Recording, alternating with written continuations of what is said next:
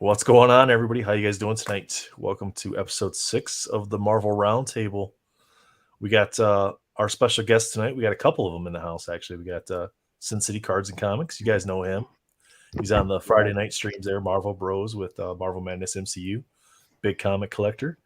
We had an artist in the house for the first time. Old Man Venom is here. Joseph Reed. How you doing tonight, man? Oh, gentlemen, doing pretty good. How you doing? And you just made a big announcement to us just prior to coming on. You got a new one coming, right? Yes. That's awesome, man. Congratulations Dude, on that. So thank you very much for that, man. yeah, like absolutely. I said, the man cave is turning into a nursery. That You happens. having a That's boy or life, girl, Nate?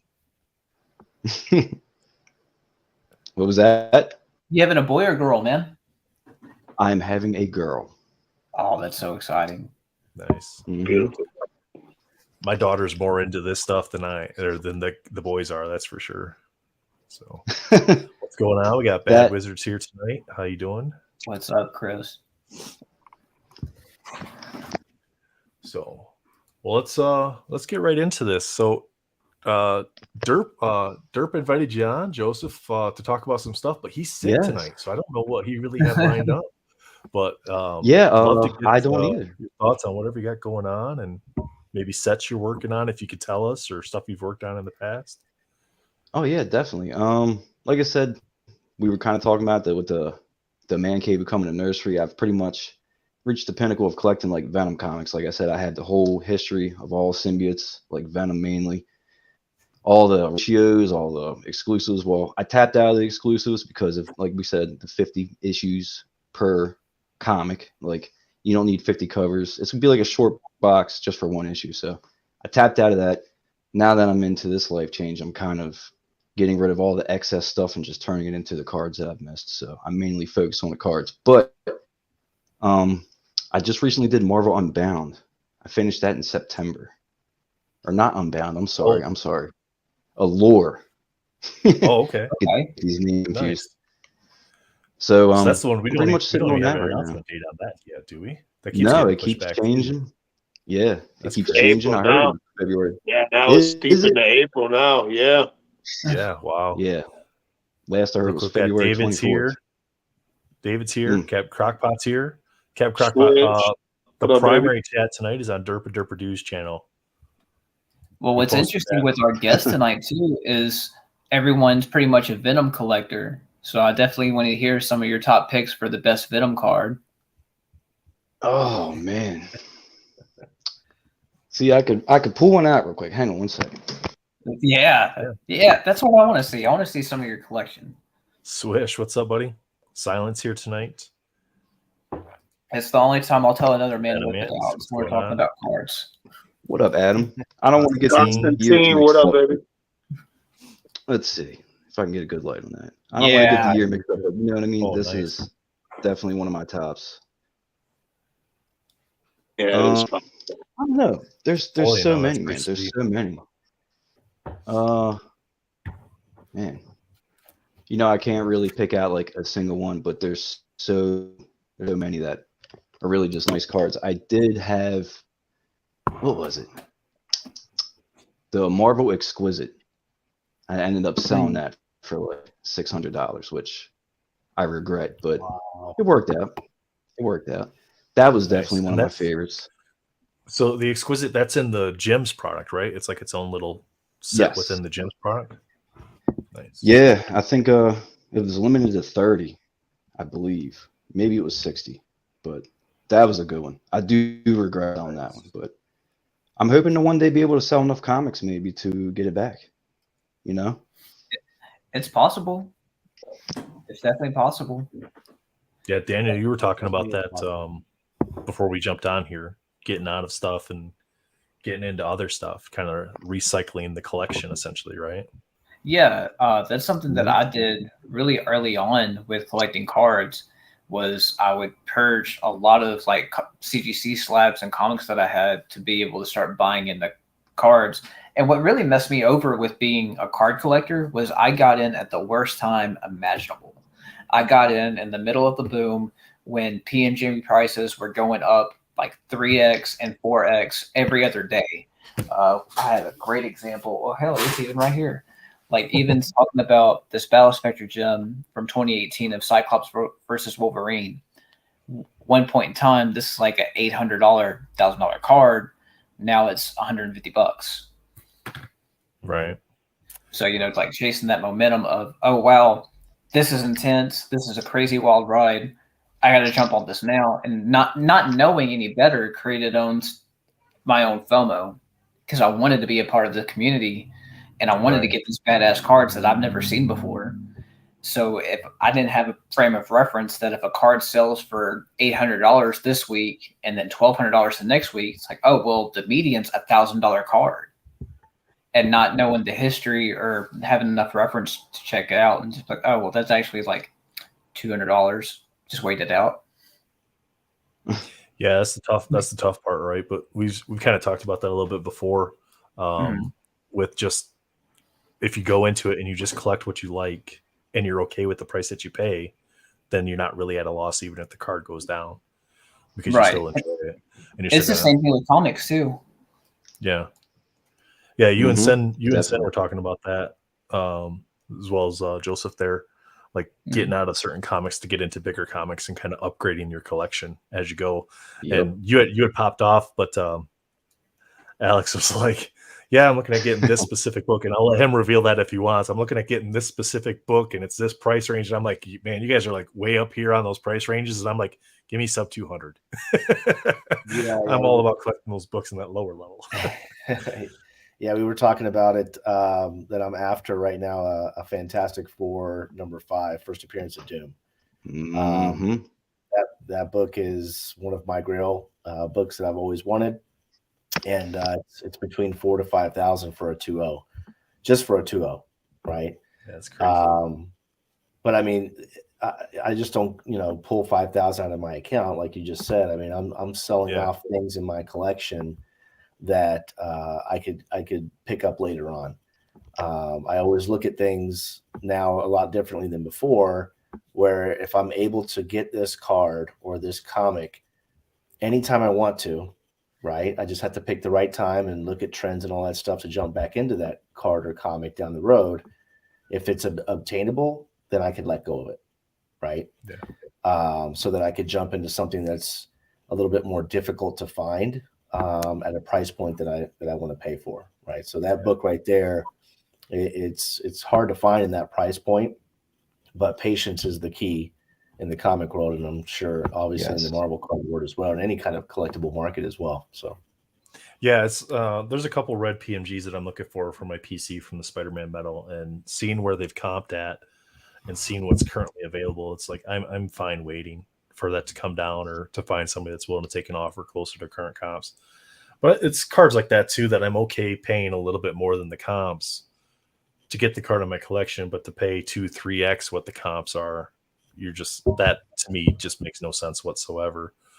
But we got Brittany's here. Hi, Brittany. How are you? Hope you're doing well.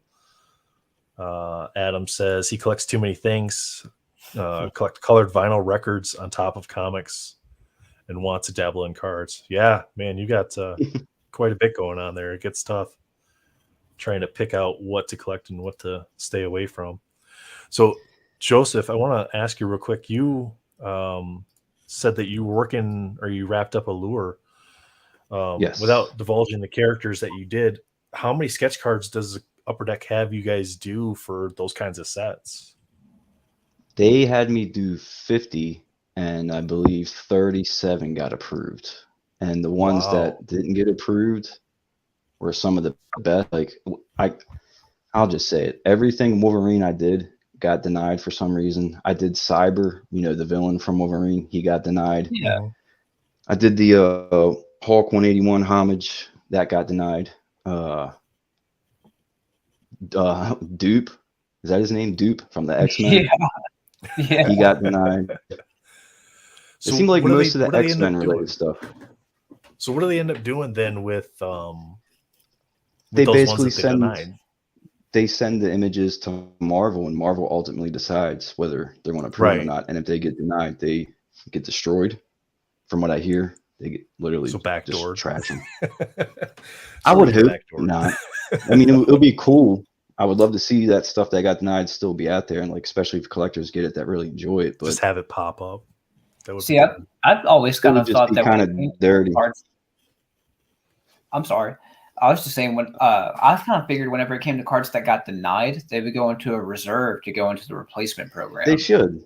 They should still use them, definitely. Like, especially, I seen Sparta-Man Metal was sending out base cards for replacements for damaged PMGs and whatnot. It's like, dude, how many denied sketch cards could you just send? Pay the Yep. sketch card half the Yeah. price or whatever. But it ultimately comes down to Marvel. It really Right. does. It's their say. I want to It's pull up this weird. comment real quick from David. There's some really good comments going on, so we got to address those. But David said, Yeah. "Are there any certain rules to follow in sketches?" So I guess that would mean whenever There Upper Decks, is a lot. But the thing is that boggles my mind. So I did the 2017 Marvel Premiere set, and the contract, like rule number 1, it was like no headshots. They don't want just like a headshot. Like they'll get denied. Yeah, they just don't want And that. then there was a whole bunch of other like weird things. And in that time, Upper Deck was moving their office to another building. So I had no contact with my rep for like a month once I got my cards. And I'm reading the contract and I'm looking at other people and they're all doing headshots. Am I able to do this? Is this cool? What's going on? So I didn't know what I was doing. I went into that first set completely blind, but I pretty much followed all the rules to a T, to the point where it hindered my own art. You know what I mean? They're like, we want to see crazy poses and foreshadowing and all this. And I'm like, man, okay. So there's all kinds of stuff. You can't have like realistic guns and you can't have them pointing directly at you, like weird stuff like that. Of course, no, like Wolverine can't be smoking a stogie. That would be. But I still see stuff all the time where I'm like, damn, it says right there in the contract you can't do that, but here it is, like done And so then many it's other there. times. Yeah. So I actually, as weird as it is, but I kept this as a personal achievement to myself, and I did my own. It's literally a headshot. oh, But that's it's, sick. I don't know if you can really see it that well, but it's the Possessed Venom from the 2017 premiere set.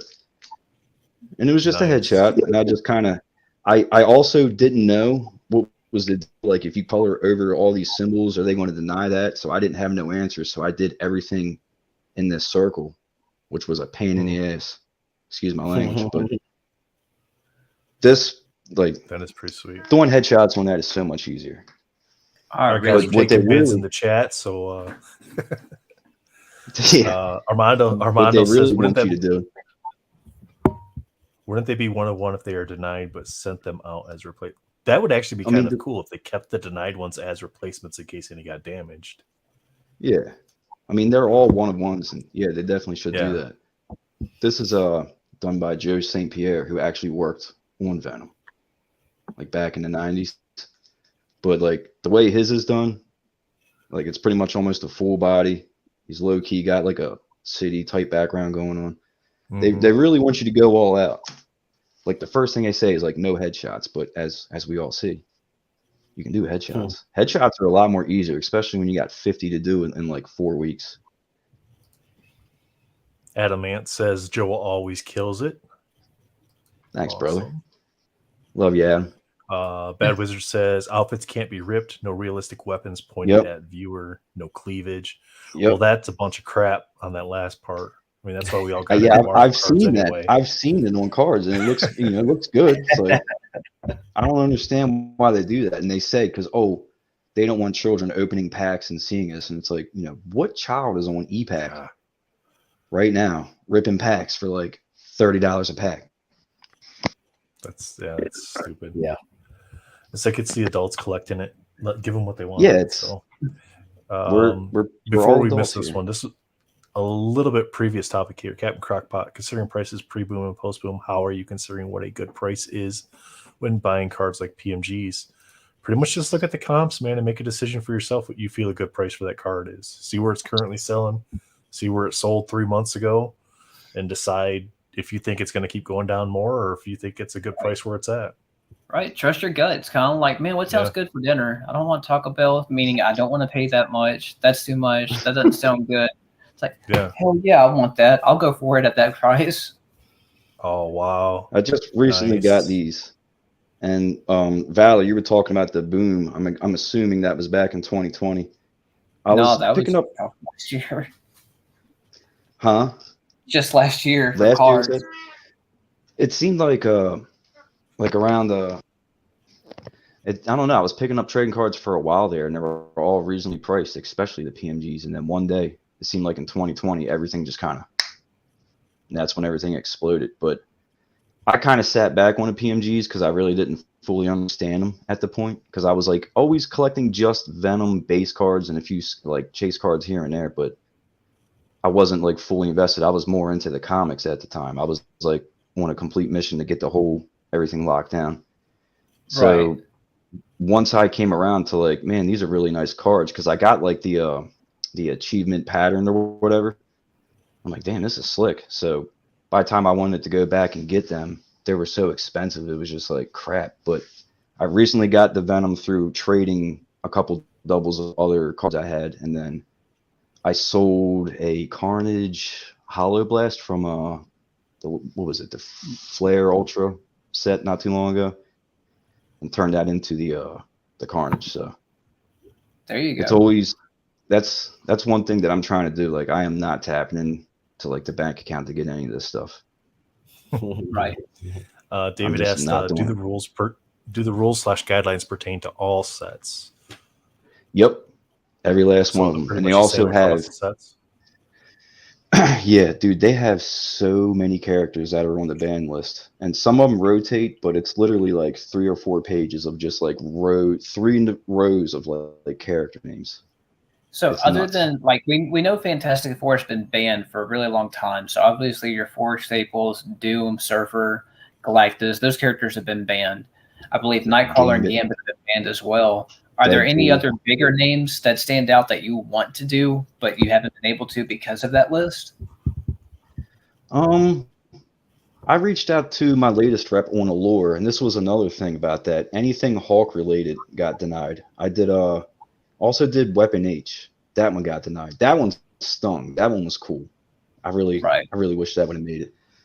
With the Hulk stuff, picked up a badass Crane Weapon H comic. Oh yeah, the Homage. Is that the one you're talking about? The 181. I used to have that. I used to have that, and I sold it and turned it into a couple Venom comics. But what was it saying? Oh, I did a couple of the villains from Immortal Hulk, the comic series, and I was talking to my rep like, this is kind of pushing it, but would I be able to do these characters or what? And he was like, dude, this is pretty cool. No one's ever attempted it. So I did a couple of the characters from Immortal Hulk, and they all got denied. Oh no! It's not surprising because they're kind of like crazy looking, but thanks, Carter Comic. Appreciate that. Bad Wizard says Tim Shin has done whole sets of headshots. Yeah, I wonder if sometimes it's a lot of people have Upper Deck and the reps don't enforce it as much. Then Marvel really doesn't care, but Upper Deck has the rules. So Marvel gets the artwork, it's like weird. You said. They just say, yeah, this is fine. There's nothing that we don't agree with. Mm-hmm. And then the reps allow certain things to get through for certain artists. Well, I mean, maybe, I really don't. Like, I don't see a problem with it. Artist certain style, then it may give them some leeway, just because, like, well, that's how they draw. Like, say, using Ash as an example, the majority of his work is headshot related. It's portrait. Yeah. So maybe they're just like, well, that's how he draws. Armando asks if you take pictures of the sketches that you turned in and follows that up with. They'd be awesome. Or he'd love to see the ones that were denied. I'm not sure what kind of legalities would be on that for sharing after the set releases for ones that aren't. I've shared it with a lot of people, but as long as it doesn't get reposted or nothing like that, it's cool, And the people I share it with are people that I trust that hopefully won't do that. So get to know me a little bit, and I'll show you. Yeah, so it's got to be on. Pretty much, it's got to be like private message sort of thing to be able to share it. And I trust the person I can't that's share going to reshare that with everybody else. I still can't share the cards that I've done until literally people are able to buy packs. Right, and that makes sense from that aspect. I think that makes sense because it's kind of like the sell sheets and stuff like that for the card sets. They're not official artwork of what's going to be in there. They're just preliminary pictures of the cards. So until those get released, nobody really knows. Like with Spider-Man Metal, I think it was the low series Black Cat card was supposed to be completely different until we started opening the packs and going, this isn't what it was. Yeah. Yeah, they dropped the ball, dude. Oh my God, that J. Scott Campbell, that was a sexy card. Sexy. And that's probably one of the reasons why they pulled it. But that's crazy. And then, you know, that goes back to, I'm pretty sure it's mainly adults that are collecting, which cracks me up when I see people like, oh, like my son's into collecting these, or my kids, they collect these. Like that always cracks me up. But dude, J. Scott Campbell, Black Cat. Yeah, guys, primary chat link. I just dropped that in, and that goes through all the channels then. So that way you guys can click on the links if you all want to get into the same chat. That's fine. Then everybody can see the comments. And pulling up the card you just showed, like that, to me, that's just one of the crazy comparisons between both cards and comics. So you have that card that's like a $10 to $30 card, depending on who's selling it. And then you have the comic, which is like a $75 to $100 comic for the same artwork. Well, the thing that boggles my mind is, go ahead. I'm sorry. There's certain, like, I guess PMGs or certain cards are worth more than the first appearance of that character in a 9.8. That joint could be signed by Stan Lee, and that card's still more expensive. Like that. Yeah, that boggles I think it's my different hobbies, right? Different Yeah. hobbies. Definitely, because value it different ways. For the most part, there's way more comics, but certain comics like ratios, like this is a 1 in 50. This is last I heard it was in the 300 print range. So there's probably about 300 of these in existence, and you got like these cards that are like 5 out of existence. There's one I'm watching. I think it's I really don't know exactly what set it's from, but it's Mark Bagley. It's black white with like gold stripes, and it's got like a bunch of diamonds in the card. The dude wants like $14,000 for it. You want the Marvel Gem Venom out of 5? Yeah, dude. The black diamond one. I saw that on eBay. It's like that one gets my blood pumping. Yeah. But that, Adam you know how S, many 9.8? You know how many 9.8 Amazing Spider-Man 300s I can get for that price? For that one card? Yeah. It's all Adam about the asks, scarcity. are you able to get uncut sheets of your cards? Uncut sheets? So you no, they're all primarily- single cards. Yeah, you all do little- primarily sketch cards. You haven't done any set stuff yet, correct? Oh no! I would love to. Okay. Here, let me just do this. Yeah, so I think Adam, what about he's talking this all about the is time. the individual sketch cards that you can pull as like a hit from a card. Those are the cards that Joe creates, and then they get sent in for approval. Whereas like a set card, you would actually be able to get like a sheet or potentially get an uncut sheet of cards at that point in time. And it wouldn't be a 1 of 1, but like I would love to do like trading cards, at least like one character. Like I think that'd make a cool Carnage card. But again, probably get canceled because of this. Because of the skulls. Yeah, here we go. Just Armando do says, like a "Can you side recreate the panel ones card. that were denied on extra blanks?" Which is it. Well, if they're denied, no. If I do it on an AP, I have a few APs, and if I were to do that, I have to approve them through Upper Deck and Marvel again, and they'll just. That's something that they'll probably get mad about. You know what I mean? But like, like a normal, like I have like just stock blank cards, just artist cards. I could do that. No problem. So of the sets you've done so far, what's been your favorite one to work on? I've only done 3. I think Allure was probably the most fun because at this point, going from 2017 and not knowing what the hell I'm doing to now, and just learning different things with art and whatnot, I felt more free. I just felt less restricted. Everything's been kind of stressful up to that point because every set I've done has been like years in between, so it's not like I'd like to be a more, solid basis, but this is more or less just like a hobby. that I just kind of got blessed and was able to do sketch cards. That's why I said I kept my own. I don't know if other sketch cards do this, but I'm keeping this forever. This is like a personal achievement to me. It's not even a money thing. Like, it just means so much to me to be able to be a part of these card sets. It's something I've been collecting since I was literally a child. Right. But I'm hoping after this set, you know, at least something starts to pick up. But like I said, I finished in September. We're now like, it's been so freaking long. I just want to be able to share these cards, hopefully see people like it. Maybe the artist reps will see that people like them, and then we just keep it going. Man, for me, I hope for every set they give, like they send you, you at least get one AP card that you keep just for you. That way you can have fun with it. Yeah. I have a 5 right now for Allure, and I'm really fighting myself. Like, I want to draw another Venom. Just like, man, you got to. So, like, this is a stretch comparison for how we talk. But if you look at professional wrestling, like every interview that every wrestler's ever done, in their background, there's all their championship belts. Like, you can see their history on the wall behind. Yeah. So, yeah. That's what I'm saying, baby. The belt. It's the belt. Yeah, keep your belt. Yeah, I really love it. I've never been big on sketch cards, but the 2 I have is one's my own, and then another one's by an actual Venom comic book artist. And that's it. I really don't go heavy on the sketch cards. So if it weren't for that, I would only have one sketch card. It's going here, my camera. Yeah, you're kind of like I am. I only have 2. What's that? I said you're kind of like I am. I only have 2 sketch cards. How's that possible? I mean, that's a nice one too. That's I see a lot of them that are just badass, and you know, I would love to get into it, but that's just a rabbit hole I can't afford. Classic Spider-Man. That's fine. Oh yeah. Yeah, those are the only ones I have.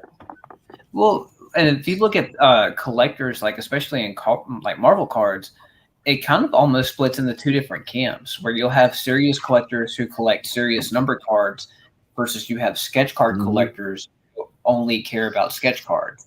Let's say whenever I pulled the Fred Ian Omega Red, I had trades coming out like crazy, and it was humbling, but it was sketch for sketch. It wasn't number. Like, people who had number cards, they weren't trading number cards for a sketch, and vice versa. Mm-hmm. So that I see certain sketch cards, like certain artists, they command a hefty price. Yeah. So I don't know. I mean, I don't know. Like I said, I really do like the sketch cards, but I just don't. It's not something that I'm mainly after, because mainly they're usually too expensive. All the ones I see that I'm really like, holy shit, they're usually pretty expensive. And the only way I can get to it. Who are some of your other favorite sketch artists besides yourself?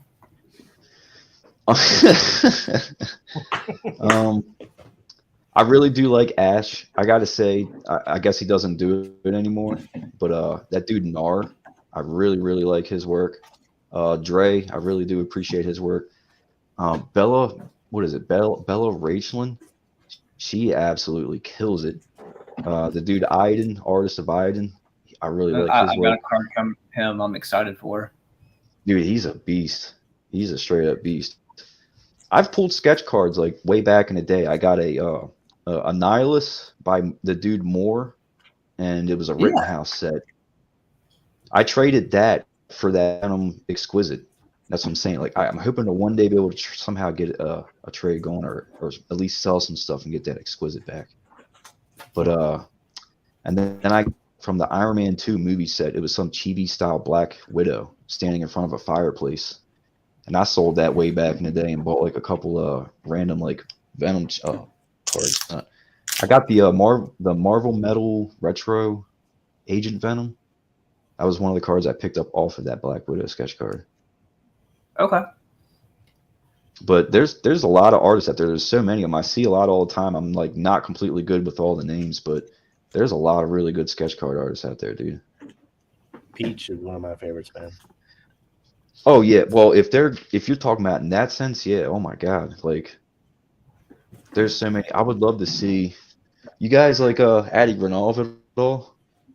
Addy's this is original art. This is basically a recreation of the first appearance of Anti-Venom, the 1 in 10 variant cover. Amazing Spider-Man, I want to say 5 something. But if they got him to do like sketch cards, holy crap, dude. See, I would love to see Addy like that. had one of my biggest votes for the next Masterpiece set.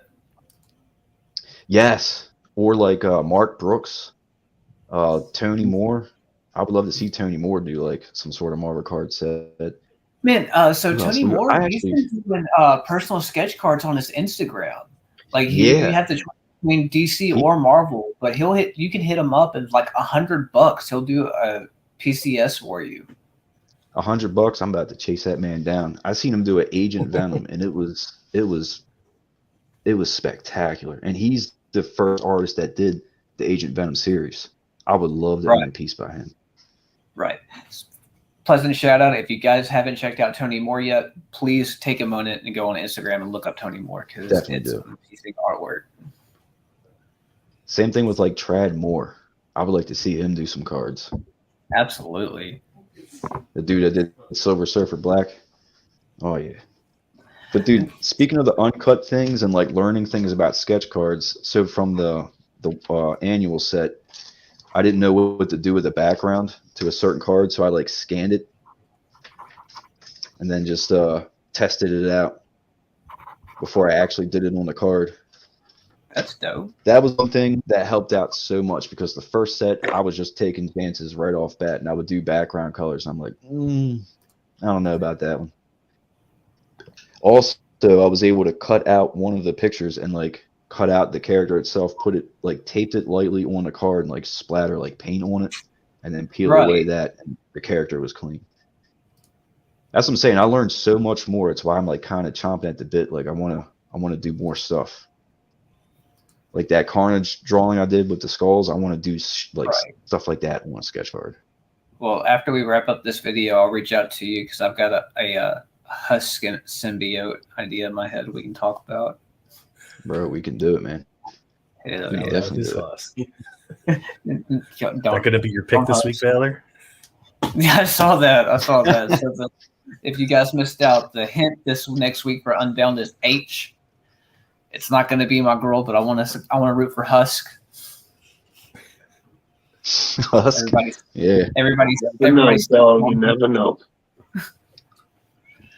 All I'm saying is, if Saturday pops up and it's like Husk, I'll probably just die. Like I'll have that brain aneurysm and just drop. That'll be the end of me. But dude, speaking of what you were talking about earlier. Oh, I'm sorry. No, go ahead. No, you're good, though. The only blue PMG I got right before everything took off is this Scorpion. But that's actually Venom. So does that count? That does count. Can you go in a little bit more detail for the people that aren't familiar with the story? So Mac Gargan, aka the Scorpion, becomes Venom, and during the Thunderbolts reign, he basically, during the Anti-Venom storyline, Norman Osborn makes like this cure to get rid of Anti-Venom and puts it in a stinger of this suit. So Mac Gargan's been Venom for a few years at this point. He puts this suit on just long enough to be able to inject Anti-Venom and like kill the symbiote. And he like breaks out of this suit because once Eddie Brock, which was the host of Anti-Venom at the time, is exposed, Mac Gargan wants to literally eat him and kill him, but the symbiote still loves Brock and it won't let him. So he breaks out of the suit back as Venom. He wears that suit for literally a few panels during the New Ways to Die storyline, but it's literally Venom. I don't think no one knew or even cares about Scorpion like that. I think that's the only reason I was able to grab it cheap. Oh, for sure. And that's also John Romita Jr. art, if I'm not mistaken. Yes, sir. So you got JR art on a PMG that's also Venom that you get for like $300 because no one else knows. Go for it. Yeah. Mm-hmm. I missed out on the Venom, so it's kind of like a little kind of bit. He's in there. I would love to actually get like the actual Mark Bagley, legit Venom, but Like that bronze you showed a few minutes ago. Yeah, blue is legit my favorite color. So these things. Yeah. Ooh, yeah, I got the red too, Let's put man. it up. I was just grabbing that one. That was the only one I could really get to at that time. I need either, I don't have it, but I need like either Nathan or Lewis to pull a bronze out of their butt. That way we can have a red, blue, and bronze, just like a little mini rainbow. There it is. There we go. Go ahead and ship me that. Just ship me that. That's a and then Venom we'll card. come back in a few weeks and then do the video. I think somebody said Venom's the Kobe of cards. That's a Kobe card right there, baby. Yeah.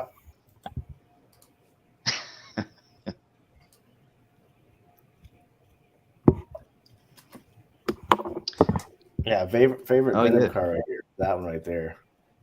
That's Yeah, a banger. I do like that one. I do. And I like came that to one. find out today how short printed Premier cards are. We're talking like 5,000 boxes total when they print that product, compared to Yeah. like 18,000 boxes for the majority of sets out there. Obviously, the higher end stuff like retro is like 4,200 boxes and stuff like that. But Mhm. But it's still a set that's slept on because you can Oh, find absolutely. numbered cards from that set like all day long for under $200. Like, and we're talking in the teens for under $200. yep, yep, I got the blue red goblin. nice. Hell yeah. Nice. Yeah, if they would have packaged that product a little better, the quality would have probably been. It's so hard to gem those cards. See, like I'm But- kind of torn on grading. Why's that? I'd love to hear why that is. I mean, Yeah, I totally as a- get it, but I've already been suffering the CGC addiction with comics for a while now, and the grade and everything's nice to be able to have it locked in as that grade and whatnot, but like to spend all this money to buy a card and then spend even more money on it to get it graded and like it comes back a 7, most people will be mad. It's like all hell. So I really don't see a problem with it as long as you love the card, but like one touches are just as nice, man. True. Like I kind of something I'm about sorry, these go ahead. cases is nice. I love these cases. Yeah, I mean, I love my one touches as well. I mean, I got one touches of my cards. Ooh, I missed out on that one. Yeah, the auto. That one blew up too, Oh, man. and it's I remember that auto? one for a while. Yeah, I mean, I love one touches as well, but for resale value purposes and Mhm. things of that nature, getting a card graded to try and flip it for profit to get into something bigger down the road is what a lot of these collectors out there see and see more valuable that way. But I mean, obviously, if it's PC, you keep it in a one touch or go with whatever grading company you want. But prices have come down for PSA, which make it a lot easier for people now to spend that money. So I mean, you can spend now $18 to get it graded, as opposed to $100 during the pandemic. Hey, That's a good Lewis, point. while we're having this conversation, can I get you to hop on real quick? Because you've been opening up the metal series, like the metal blasters, and you've been doing really good going through the process of getting them graded. Would you mind taking a second, just sharing how that's gone for you? Which cards? Like any of them, like any from those sets that you've gone through and opened up, like any of the metal blasters that you've tried to grade, like how was that process? Oh, for- are you talking about 95 metal? Yeah. Silver flashers are the hardest to grade in the set by far. I would say, yeah, they're very hard, dude. I've sent in at times 30, 40, 50 silver flashers and maybe gotten 1, 2 10s. These are all packed fresh, so those are very difficult. The base are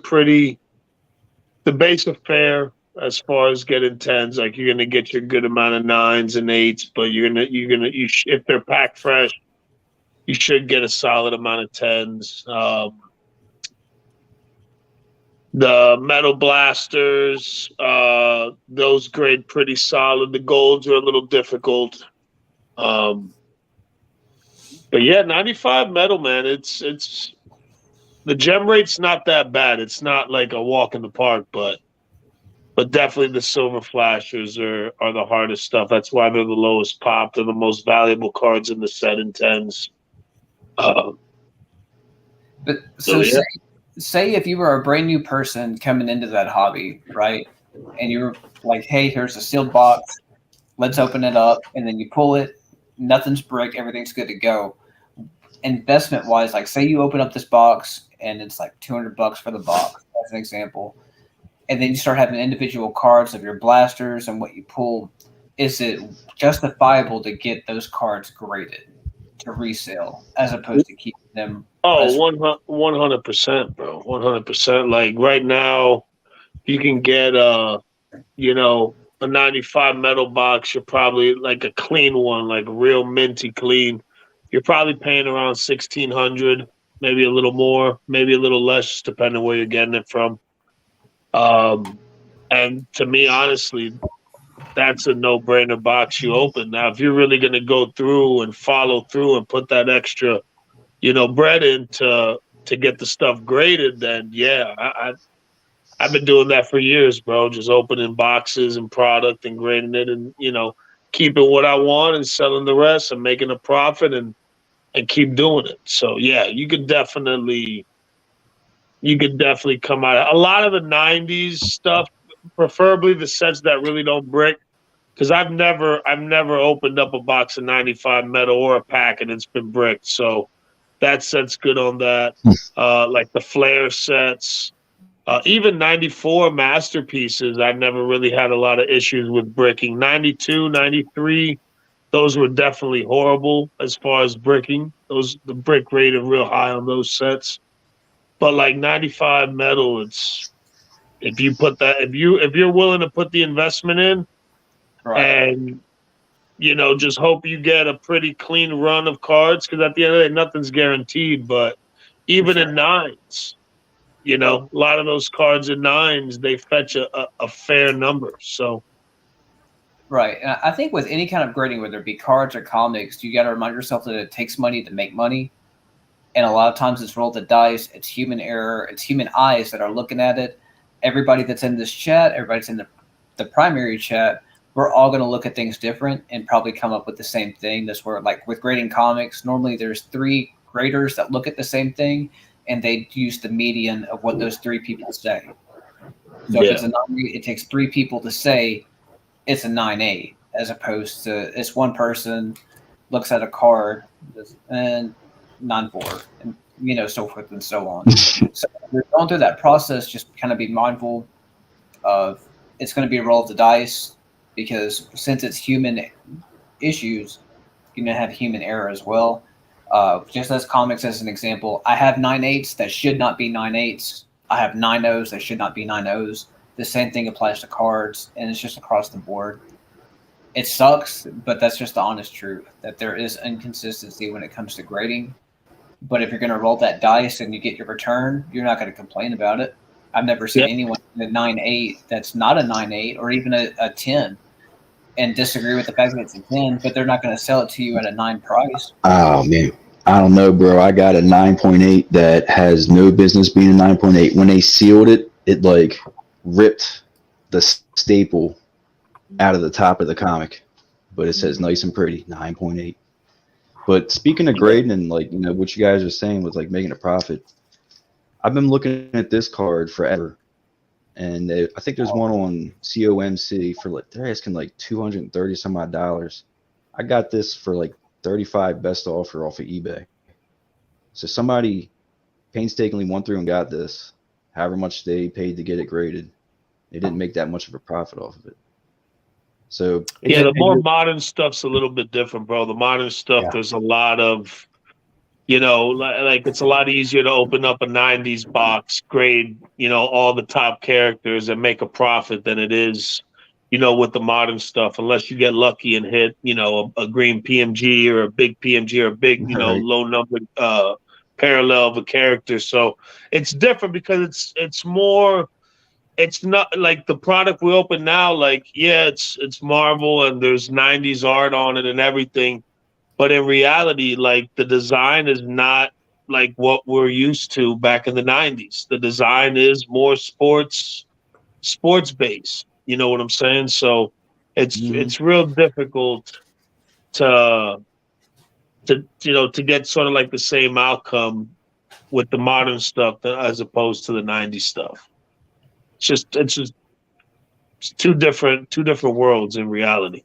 Yeah, and that's across all markets, right? I mean, the vintage is going to outpace the modern any day of the week. Oh yeah. And that's for with sure. comic, that's with sports cards, that's with Marvel cards. It just, I mean, now like you just said, are certain sets that are more modern in Marvel. 2013 retro, 2015 retro, but then again, you have different factors. You have lower box counts, right? That stuff was less printed, so that adds more rarity to that product, making that product more expensive and more desirable, right?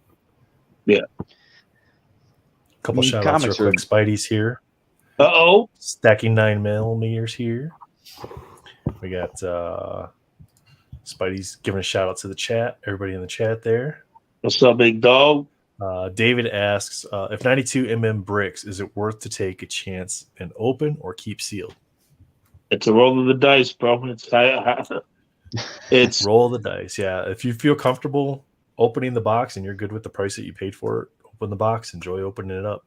There are ways you can unbrick cards to an extent. I've done it with some 93 Masterpiece. I have the video up showing how I did it. Take that for what it's worth. If you want to open it and try to unbrick cards, what I would do if you're gonna open it and you want to try to salvage the cards as much as possible, open the first pack. If they're bricked, just open the rest of them and then see if you can unbrick them. But from a quote unquote investment standpoint, boxes that tend to brick are better off left to be sealed. Yep. Because the value will still be there because of the potential hits that you can get out of the box. That's crazy. But you're not going to really know if the box is bricked unless you open it. Correct. You can sometimes you get lucky. You can get lucky Yeah. and get a box that's not bricked. Like I've opened 92 and 93 Masterpieces and they've been unbricked. So it's possible, but most of the time you're probably going to have some kind of bricking issue, especially with those two sets. And Brittany makes a good point there. If you can sell the packs off, but making sure you put a disclaimer that they might be bricked, right? Letting people know. Absolutely. Yeah, if you open up a pack and they're bricked, put a disclaimer in there if you're going to sell the other packs, just so somebody else will know that most likely that's the case. Steven, I did a video on that, and I'm sure there's probably some other ones out there too. It does work better than freezing. Please don't put your cards in the microwave. Yeah, that'll definitely work. That will do the trick. Yeah. Well, Yeah, go ahead. Go ahead. Put Shit, the metal. right, Go ahead. that's Put the what you metal cards in the mic. while we're talking 'Cause about essentially- 92 Marvel Masterpieces, like say if it's somebody that's got a comic book background that's coming over to our channel and hanging out and watching with us, what we're talking about is 1992 Marvel Masterpieces, a sealed box versus a not sealed box. So I'm asking you guys, if say you go into a comic book shop, someone says, "Hey, I've got Marvel cards. I don't really care about it. Here, $50, it's yours." And you say, "Okay, I've got $50 to spend. I buy a sealed box of 92 Masterpieces." What is the point of this conversation of us having a sealed versus not sealed? Like, I get it, but for someone else who doesn't, like, why would you have that debate? Like, if you were to open it up, what is it you would be looking for? Like, what would be the intent behind opening it for resale? Well, first off, if you're getting a 92 Masterpiece box for $50, let me know where you're getting the back. Exactly. At that $50, point, rip it. you open every box you can get your hand on, to be honest with you, bro. But sealed product is if you're looking to invest, keeping sealed product, it's not the funnest way to go, but it is the safest way because you can't, once it's sealed, you can always go forward and open it in great cards, but you can't go backwards. You can't take raw cards and turn them in. Well, you could, but that's crappy practice that scammers use. But yeah, you can't go backwards, man. So sealed product is always the safest way to go as far as investing. Is it the sexiest way to go? Some people, for some people it is. But the way the sets nowadays are structured, it's not, it's just better to open it because you could have, a 1-of-1 that someone will pay 80 to 100 grand for, or whatever the case may be. It's just more exciting. It's more fun, With the older stuff, you know what you're going to get. Like, you know what to expect. All right, you're going to get, one or two of each of these base cards.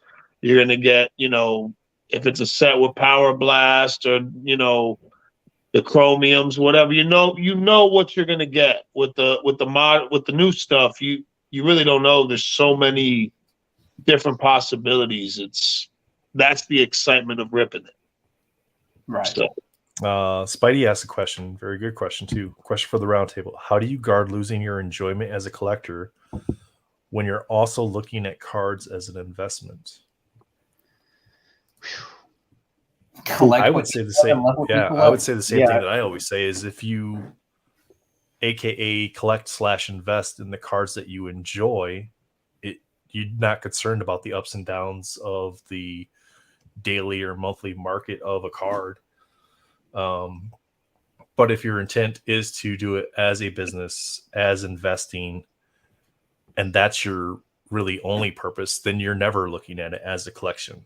Yes, you have a collection of cards, but you're never really looking at it from a collecting standpoint because you're doing it as an investment with the intent of moving those cards in XYZ amount of time, whether that's a week, a month, 2 months, 2 years, 10 years, right? Same with comic books. Over time, they should grow in value.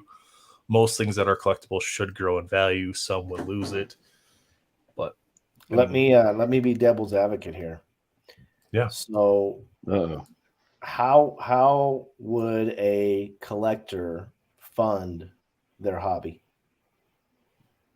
Yeah, you either got to have cash flow coming in to be able to do that, or you have to move out of product to get into something else, right? Yeah. So with that said, right, let's say you don't have a bag of cash sitting there, right? And you've acquired X amount of cards, and now X amount of cards are coming into the market that you really want, that are more valuable than the ones you have. But if you gather 25% of your cards that you have and move those to get into bigger cards, would you then be considered an investor, not a collector? I don't think so. Again, it's semantics on words, right?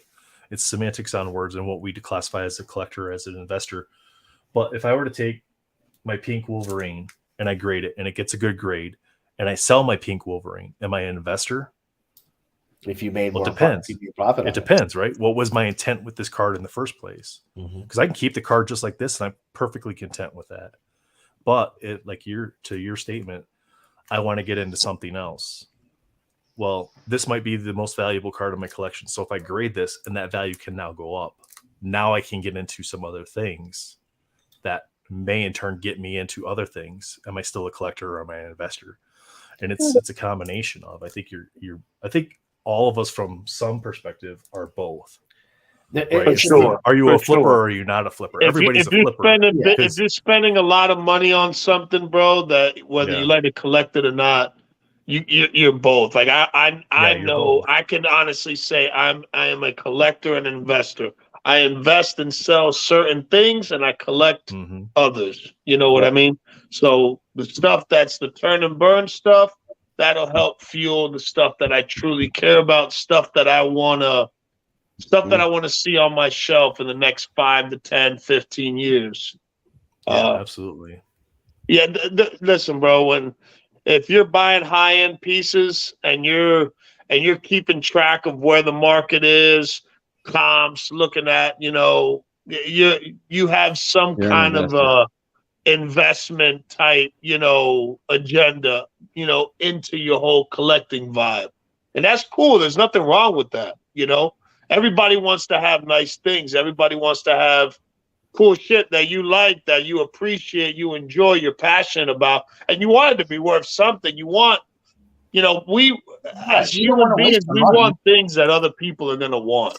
If you could take that raw card, turn it into a graded card, increase the value of it because of a specific grade, a 10 or whatever that might be to increase your value, rare card, limited card, whatever that might be. If you can then sell that card, get the raw version back and get into something else. I mean, if you don't care about the grade of the card, but that grade of the card helps you get into more things for your collection, by all means. I mean, you're both at that point because you invested into improving that card through grading. Then you then sold it, so now you're a flipper, and then now you bought more stuff, so now you're a collector again. Well, hang on. It's a big circle. Before we move from that, Nathan, real quick, with the same way you explained that, trading, how can you apply trading towards investing? Because it works the same way. We do it every Monday with Unbound. There's no way in hell we're not all trying to pull a sketch to try to unload it and get a sketch or a PMG or whatever. I'll be the first one. I did it week 2. Yeah. Or we're chasing so the you're hoping to achievements. hit that you're hoping to hit that autograph. You're hoping to hit that sketch card. That's why everybody buys the packs, is for the chance of hitting those cards. Yeah, there's people out there like myself. I want to hit an autograph. I'm the only guy in our Unbound group that has not hit an autograph yet. It's pack pulled, right? And one week I'll hit one, and I keep buying packs with the chance of hitting one. If I hit a sketch, great. If I hit a plate, great. We have greater chance this year to do that in Unbound than we did last year. You know, because we have twice as many cards now, but they're different parallels of those cards. But myself, I'm going after the base achievement. I'm going after the rainbow achievement. I keep specific canvas cards that I think look cool, but I'm not collecting those canvas cards. So if I pull canvases, do I try to sell them? Absolutely. Why would I not? If I can get $30 for a $15 card, why would I not sell that card? Hey, sure. If it makes somebody else happier, or trade it, because there's plenty of cards in my watch list that I want for my own sets to build out my sets, or rare cards. And if I can trade those cards, same thing, selling it or trading it. If I'm trading a card I paid $15 for $30 in value, I've sold that card for $30 in value. It was just in the form of other cards. And I'm actually on the same page with you, where I'm just doing a base and a rainbow. Like if I pull an auto, a canvas, what have you, that's cool. This guy? That's great. But my goal with Unbound is I want to build a base and a rainbow set at no cost. Absolutely, for me to do that, I have to buy as many packs as possible to get as many hits as I can to offset it. Exactly, yeah. And you need those weeks where you're not getting 15 base cards in order to do that, right? You have to get rainbows, you have to get canvas cards, you have to get an auto card. Because if you can get an auto, pull that auto, sell that auto for $150, and you only spent $90 on your 6 packs that week, and you get an auto, or you're like Armando and you pull 5 autos every week, then you can easily fund whatever collection you want for very minimal to no cost whatsoever. Right. And even again, using it's the risk. Like you can look at it as using spreadsheets, but even just making a little note of how much you've spent, like a quick little budget, asset, liability, however you want to do it, debt, credit, whatever's going to make sense to you. You can add it up really quick. You can track what you've spent. You can look at what you've made, and you can make your numbers work for you. It's like, okay, well, if I've had too much in my debit side, well, clearly I'm overspending because the credit is not raising my ship. I've got to stay above the water, and if I'm just weighing myself down, I'm going to drown. Now, just pure numbers standpoint, it is all luck for the people that rip wax and make money ripping wax. Buy singles if you're concerned about your debit and credit side of stuff, right? Correct. Because it is sheer luck when you rip boxes of cards on what you hit. We saw that with Spider-Man Metal. The box is probably overpriced, even on ePack, Raw, whatever. Overpriced for what you get in there and your odds of hitting that card. Now, if the set was only 100 card set, sure, maybe that price point made more sense. But now you've 200 card set, you've doubled that set. You can translate it to sports cards. Look at how many parallels they have. You're all chasing one, or everybody's chasing like a certain number of cards from those sets to make money. Otherwise, you lose money on every single box you open, unless you can grade into 10s. Which then now you have to invest more money into it to then potentially make money back out of it. It is very, very risky opening boxes to grade. Certain sets do grade better. 95 Metal, Old Man Venom. He's raising his hand. He's like doing the schoolyard thing. We can't have a guest not let him talk. There's just so many things that you guys touched on. That's just I can relate to it so much. And one of them being going into collectibles, I never really looked at it as an investment. I was just kind of like a psychopath, and this was something that I just really enjoyed. But eventually, I used to collect like Spider-Man comics, Wolverine comics, X-Men, Batman, Joker, whatever. And I eventually just focused strictly on Venom and symbiotes, and I just kind of shedded everything off that wasn't related to it, and was able to turn that into like the higher money books that I missed out on or wasn't able to get. And this is one of them, and it's a 8.5. But this is one of the most rarest of the 2012 Venom variants from back in the day, and it's one of the most sought not the after. Mexican variant edition. That's the No, legit this is the original. this is Good legit. Lord, look at that. But I paid $350 for this, and I've had someone Shoot. offer me 12 for it.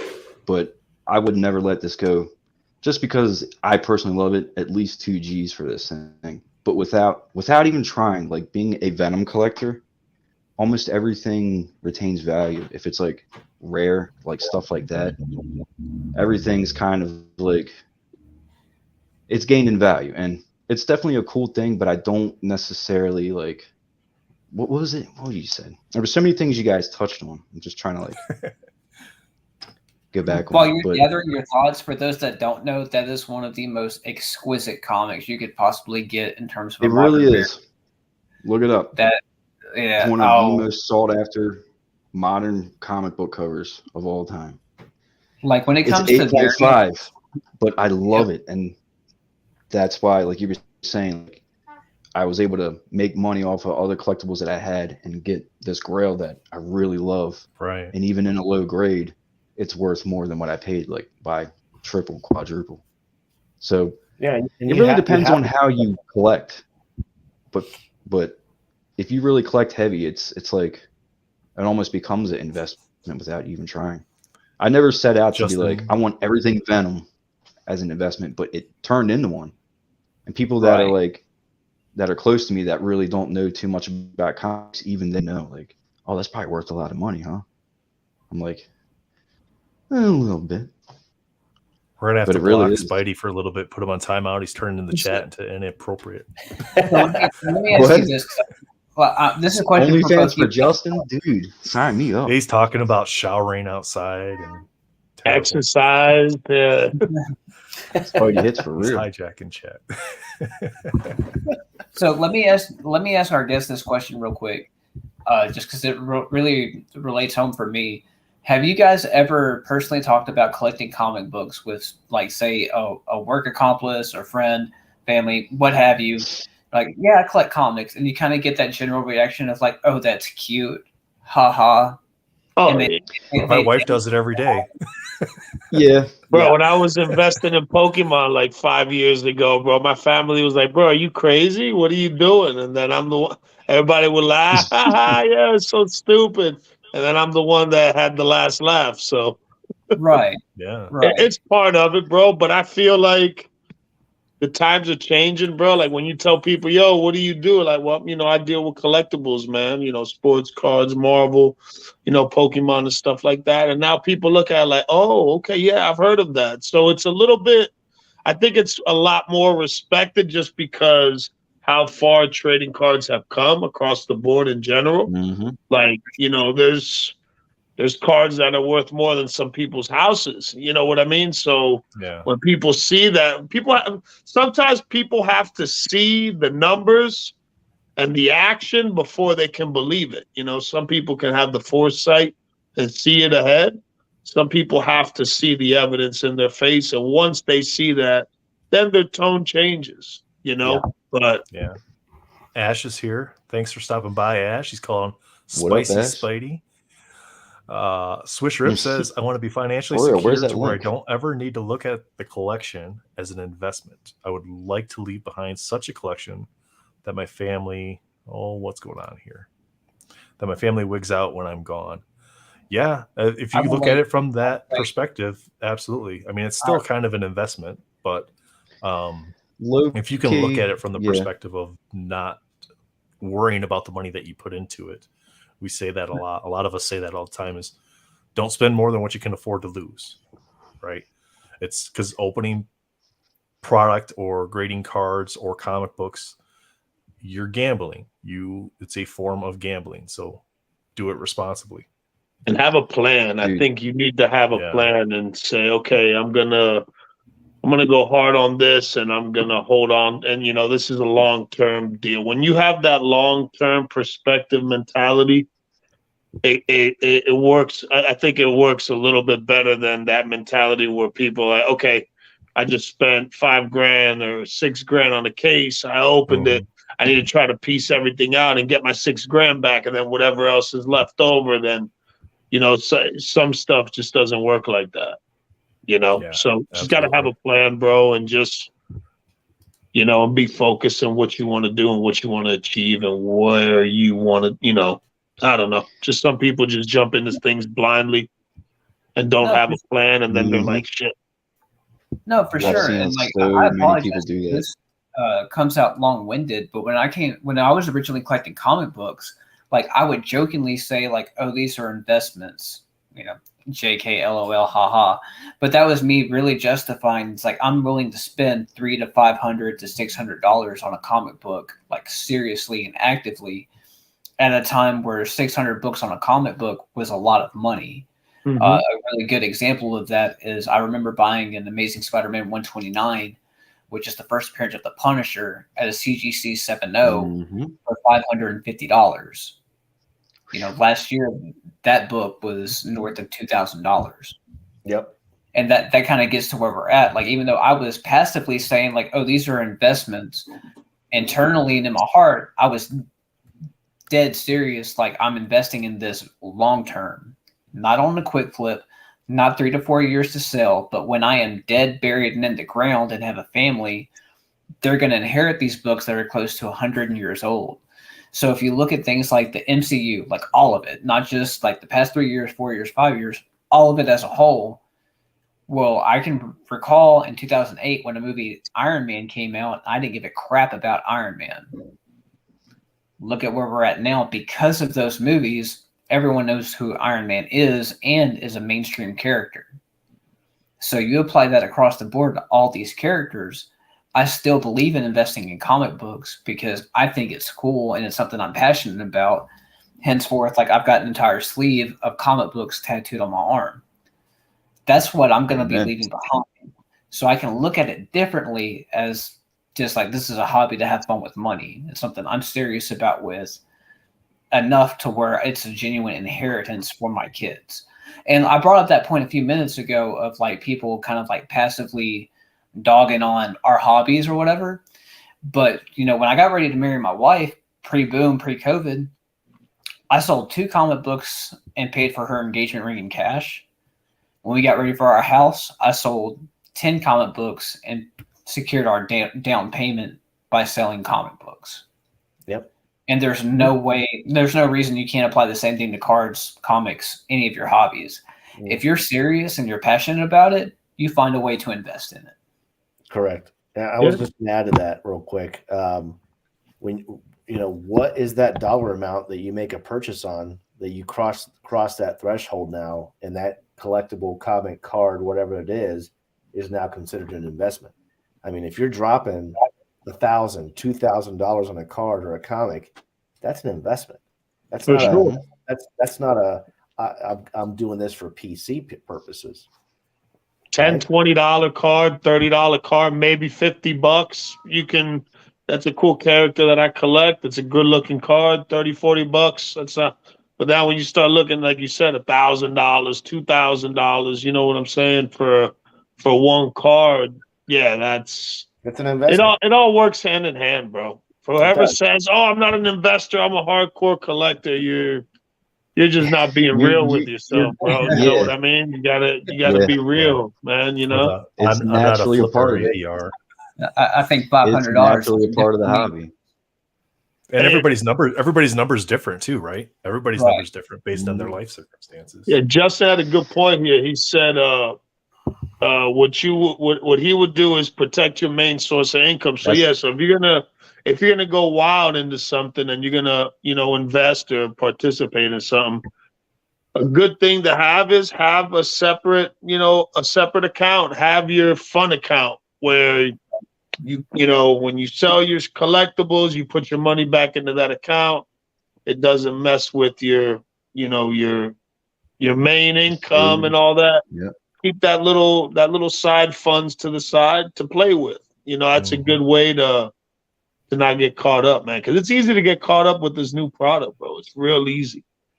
You get that one good taste, and then you just keep chasing it, bro. Well, Stacking says, even bringing up today, Derpa 2-packs pulled Elizabeth Olsen auto and then a Catherine Huff auto, like back to back. And I jokingly commented on, it's like, this is how you create FOMO, you influencer. FOMO. Yep. But that's true. Yep. Yeah. You know how many Like, people probably ran to EPAC? They probably ran to EPAC. I wanted to. I didn't. See, not me. I opened my mean, one it's a box, hit beautiful that set, Evan Peters but- auto, and I was out.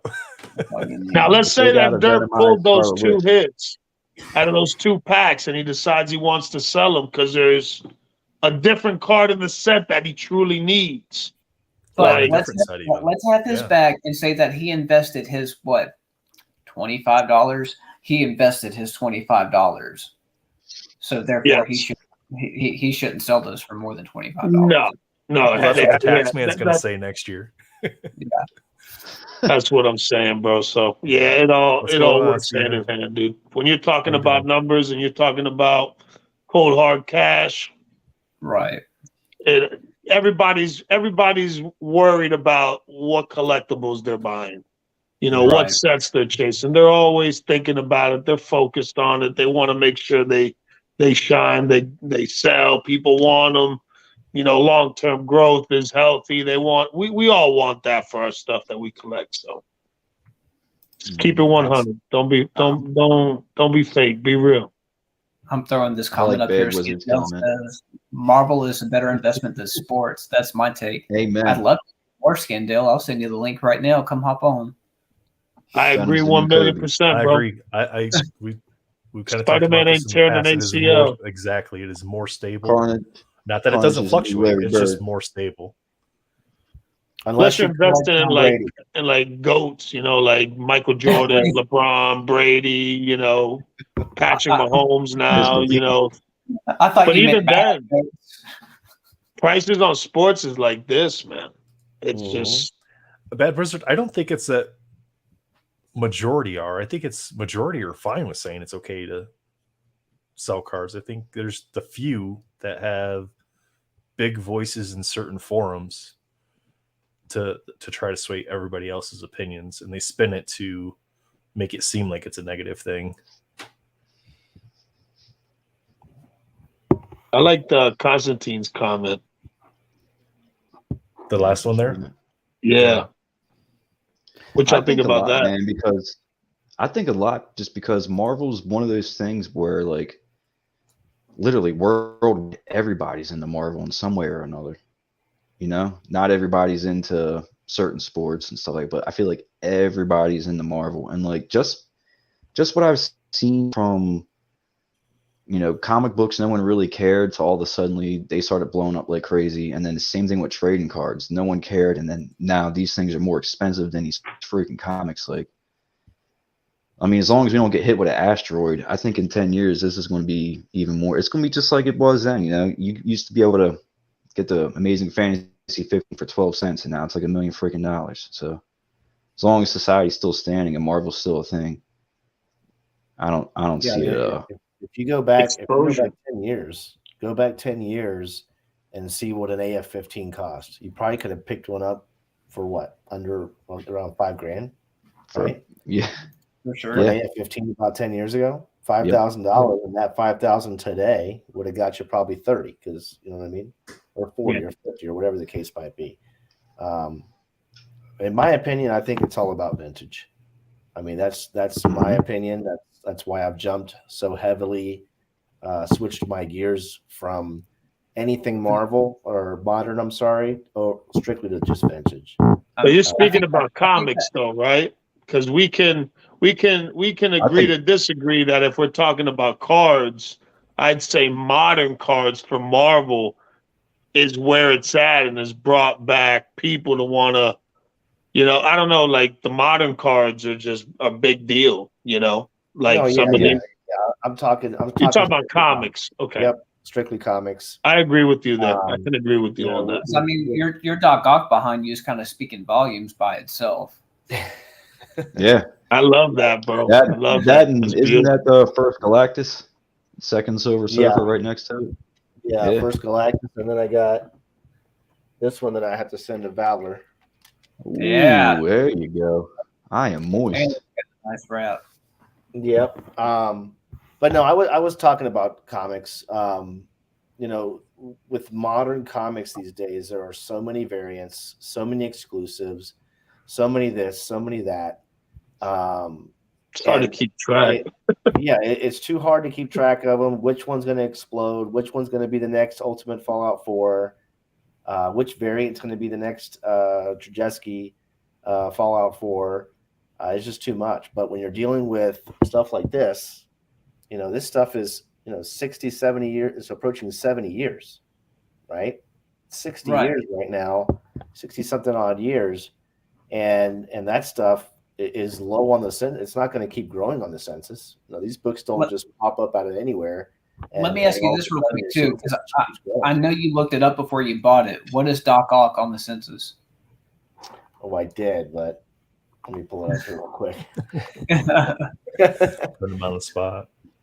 No, I have it open. And this is just my mentality, guys. I look at charts and graphs, and I'm a little like Pancake Analytics, where I love seeing data, and data drives my decision to what I collect and what I pick up. It just is. I don't make decisions based on, oh, that looks kind of cool, let me just grab that.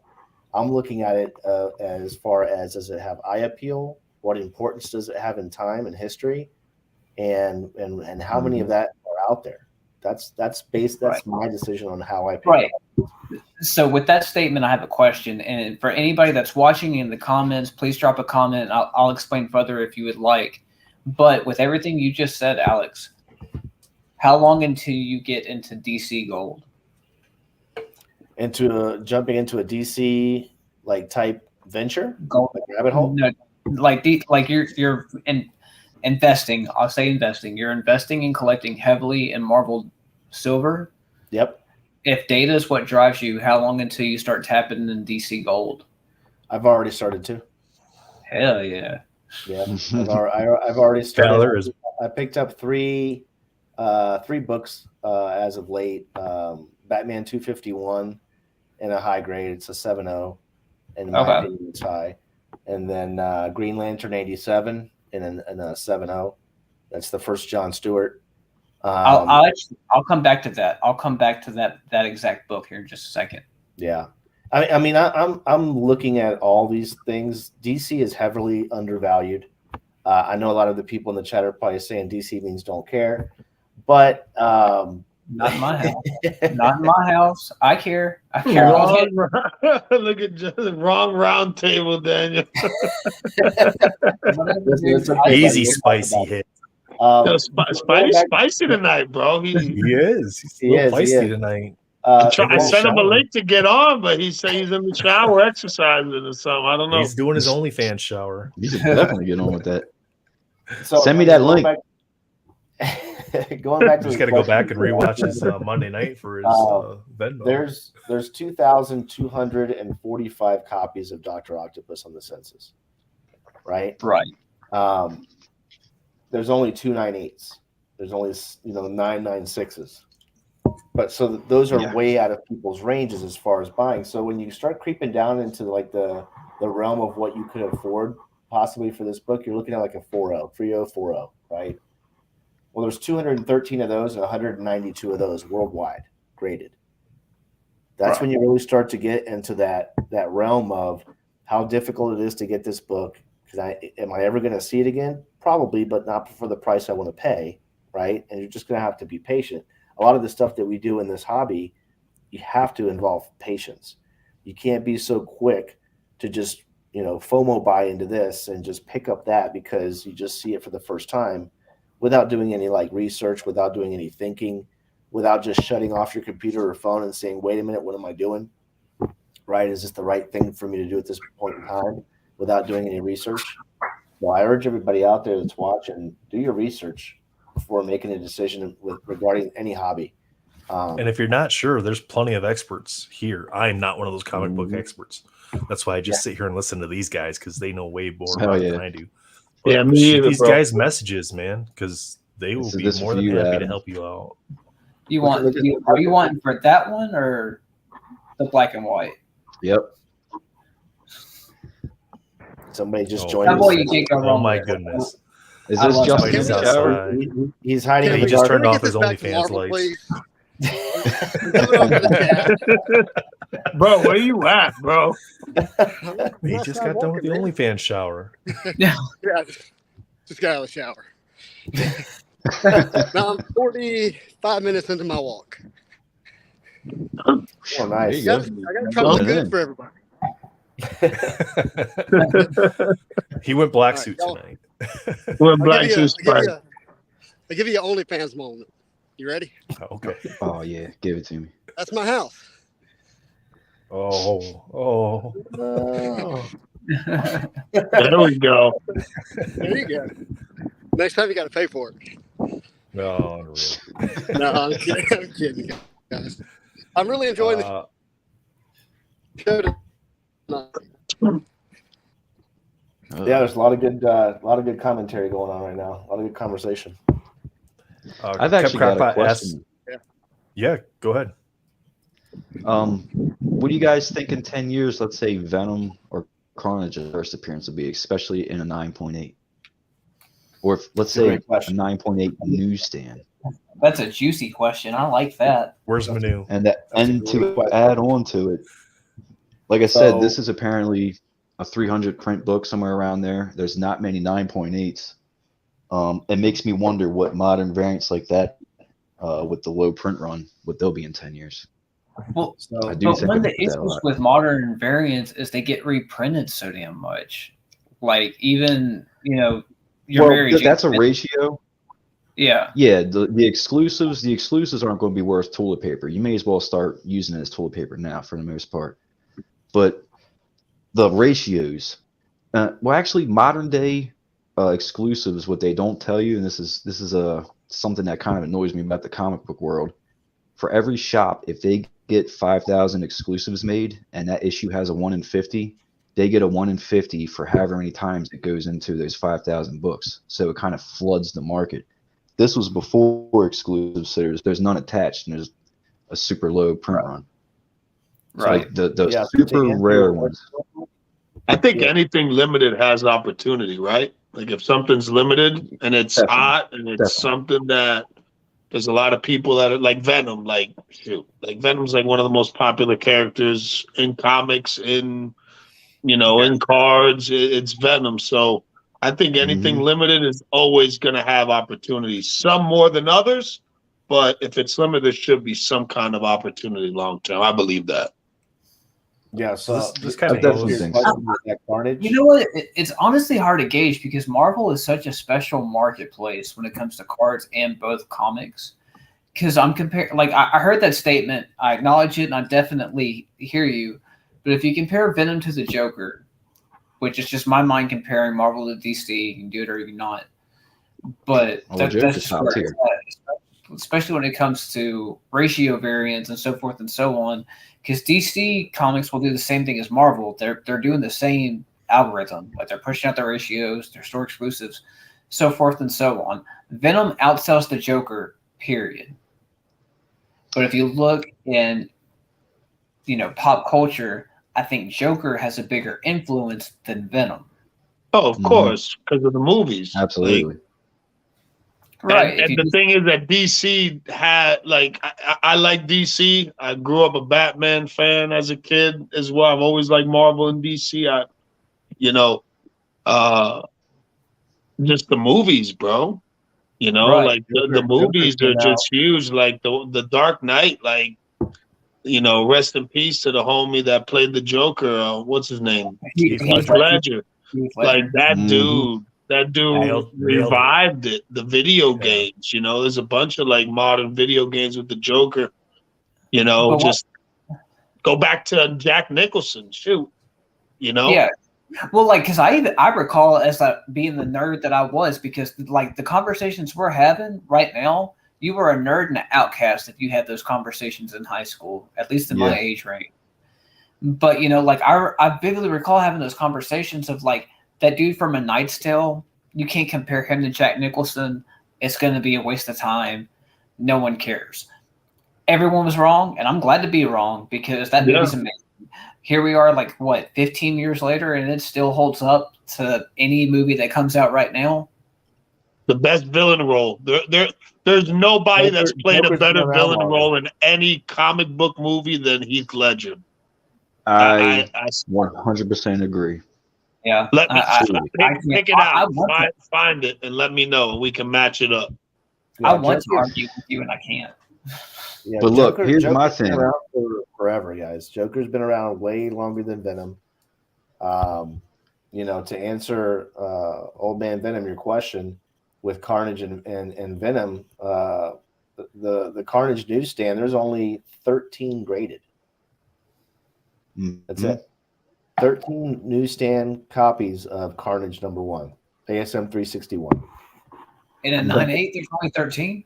No, there's 13 total copies graded. Of the newsstand. No, that's crazy because I have one. I think another thing about the Venom and Joker, I feel like Joker is more relatable to a larger group of people, just because anybody can be a crazy, sick person and put a damn costume on, with guns and shooting things up, and it's just more relatable, man. You know what I mean? And like you said, it's been around longer, so yeah. I'll tell you this, guys. Like, as a long time Venom fan, the movies did this absolutely no justice. The movies are they're so garbage, in my opinion. And most of the people I talk to that are also rabid Venom fans, they all feel the same way.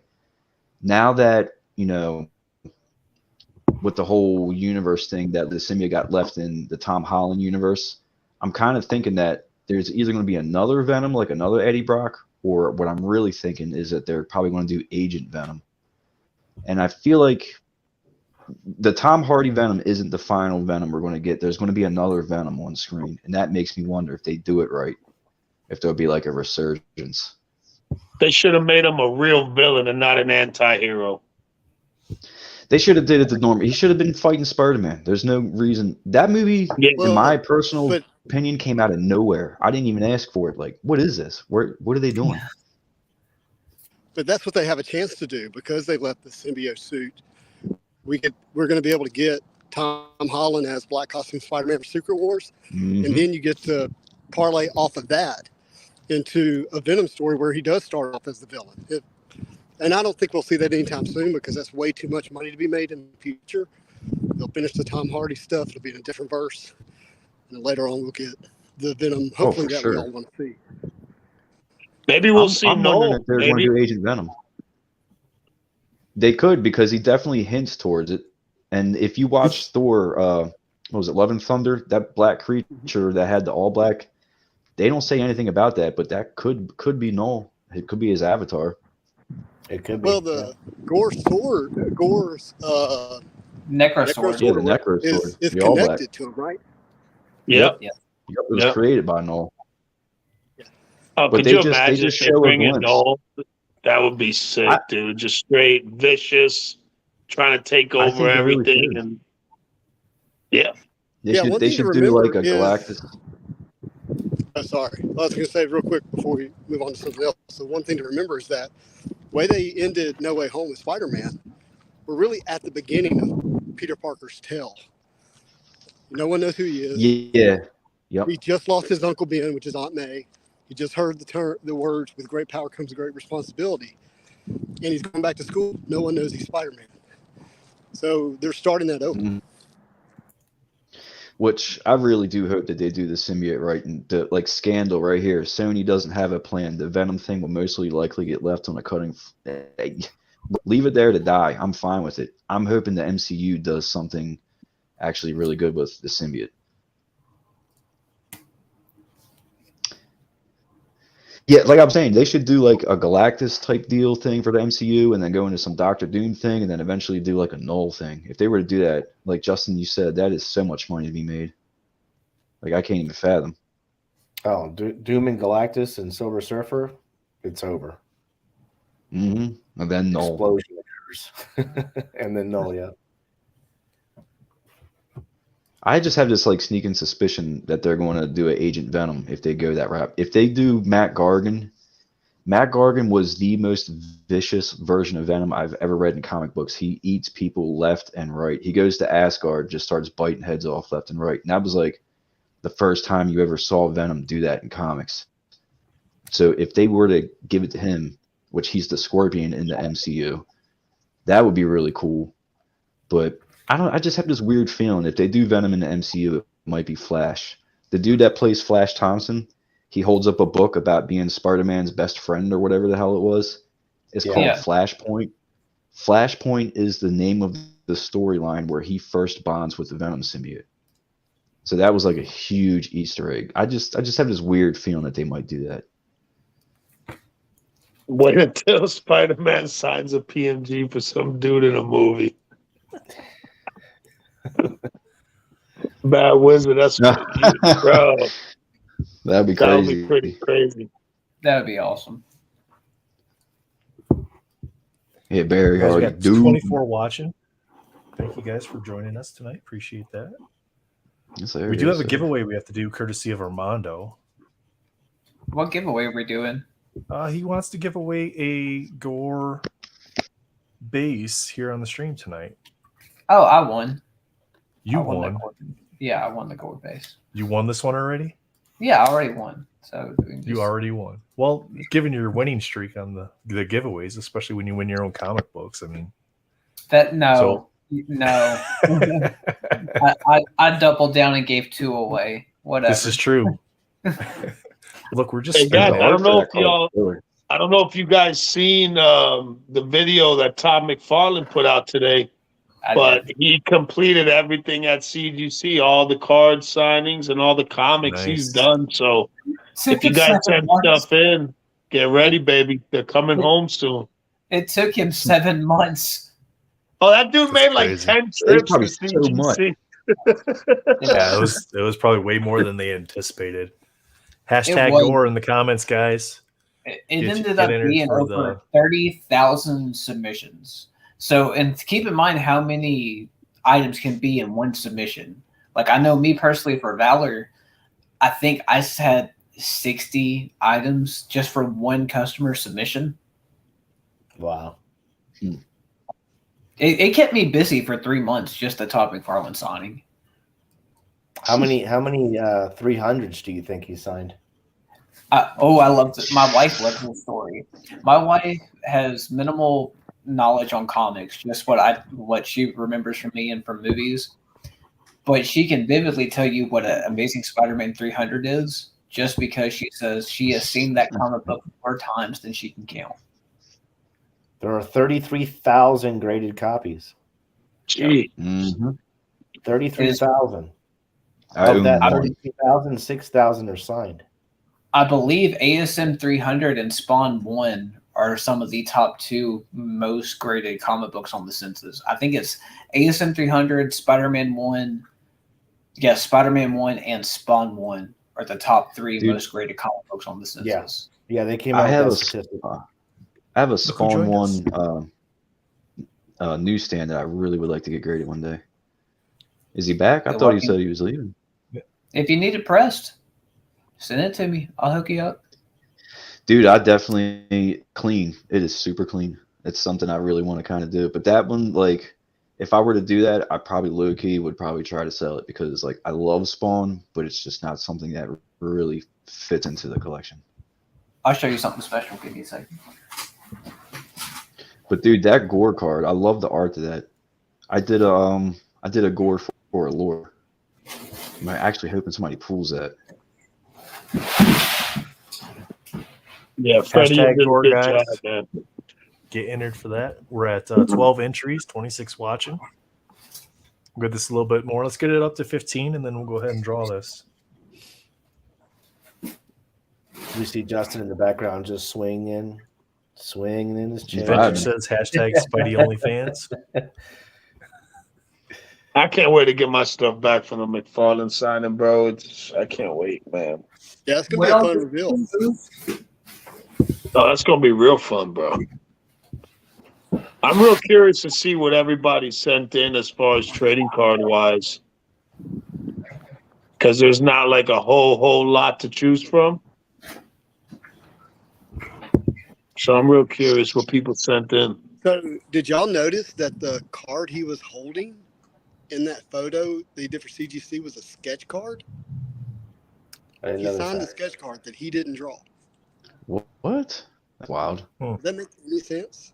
Was it a That's Venom? one of the rules.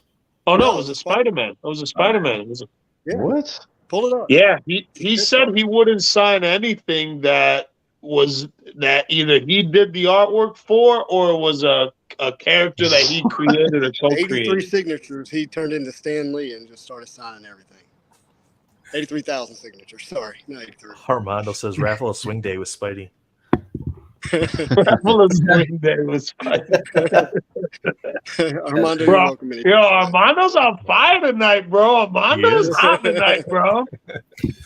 All right, guys, we got 17. We'll give this about 10 more seconds, and then I'm going to go ahead and draw it. So hashtag Gore if you want to get in.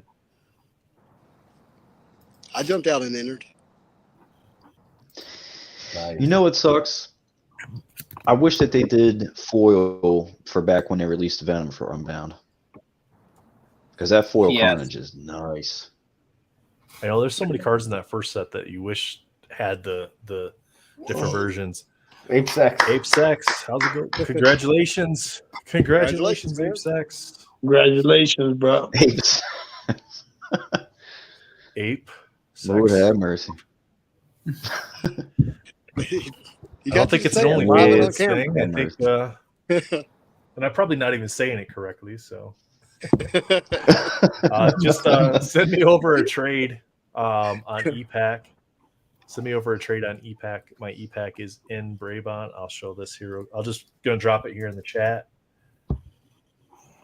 Just send me over a trade so we can get this card over to you. I got So to who's shout ready out for the Ultra Jonathan Dunn. Avengers, man? Well, we know you are, buddy. We talk about it 3 times a week now.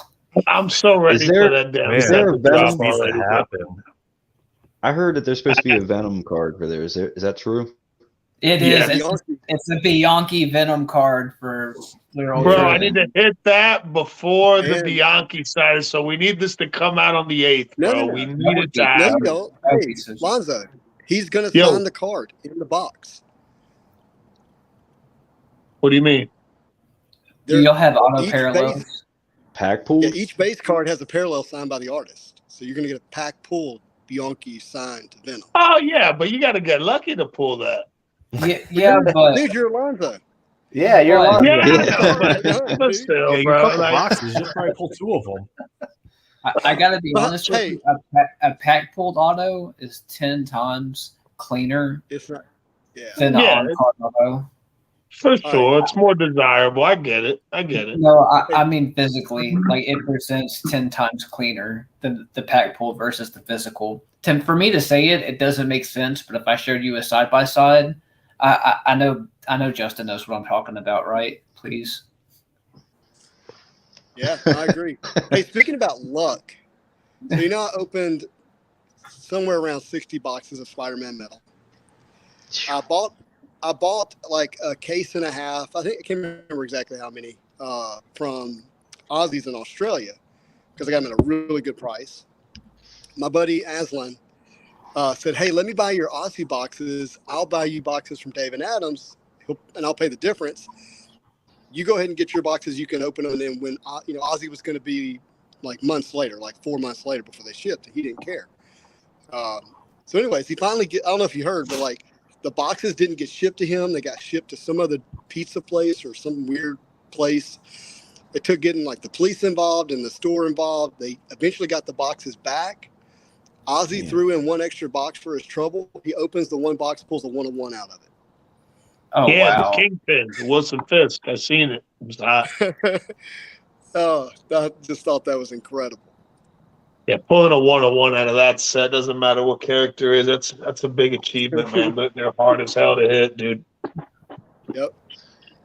Yeah, they're hard. Dude, I had fun watching you do box breaks with those cards. It was intense. Yeah, Man, I've got a quick card mail call if you guys want to see that I haven't gotten open. of course, bro. I opened that brown box and it had this blue thing in it, Uh-oh. and I haven't gotta go, brother.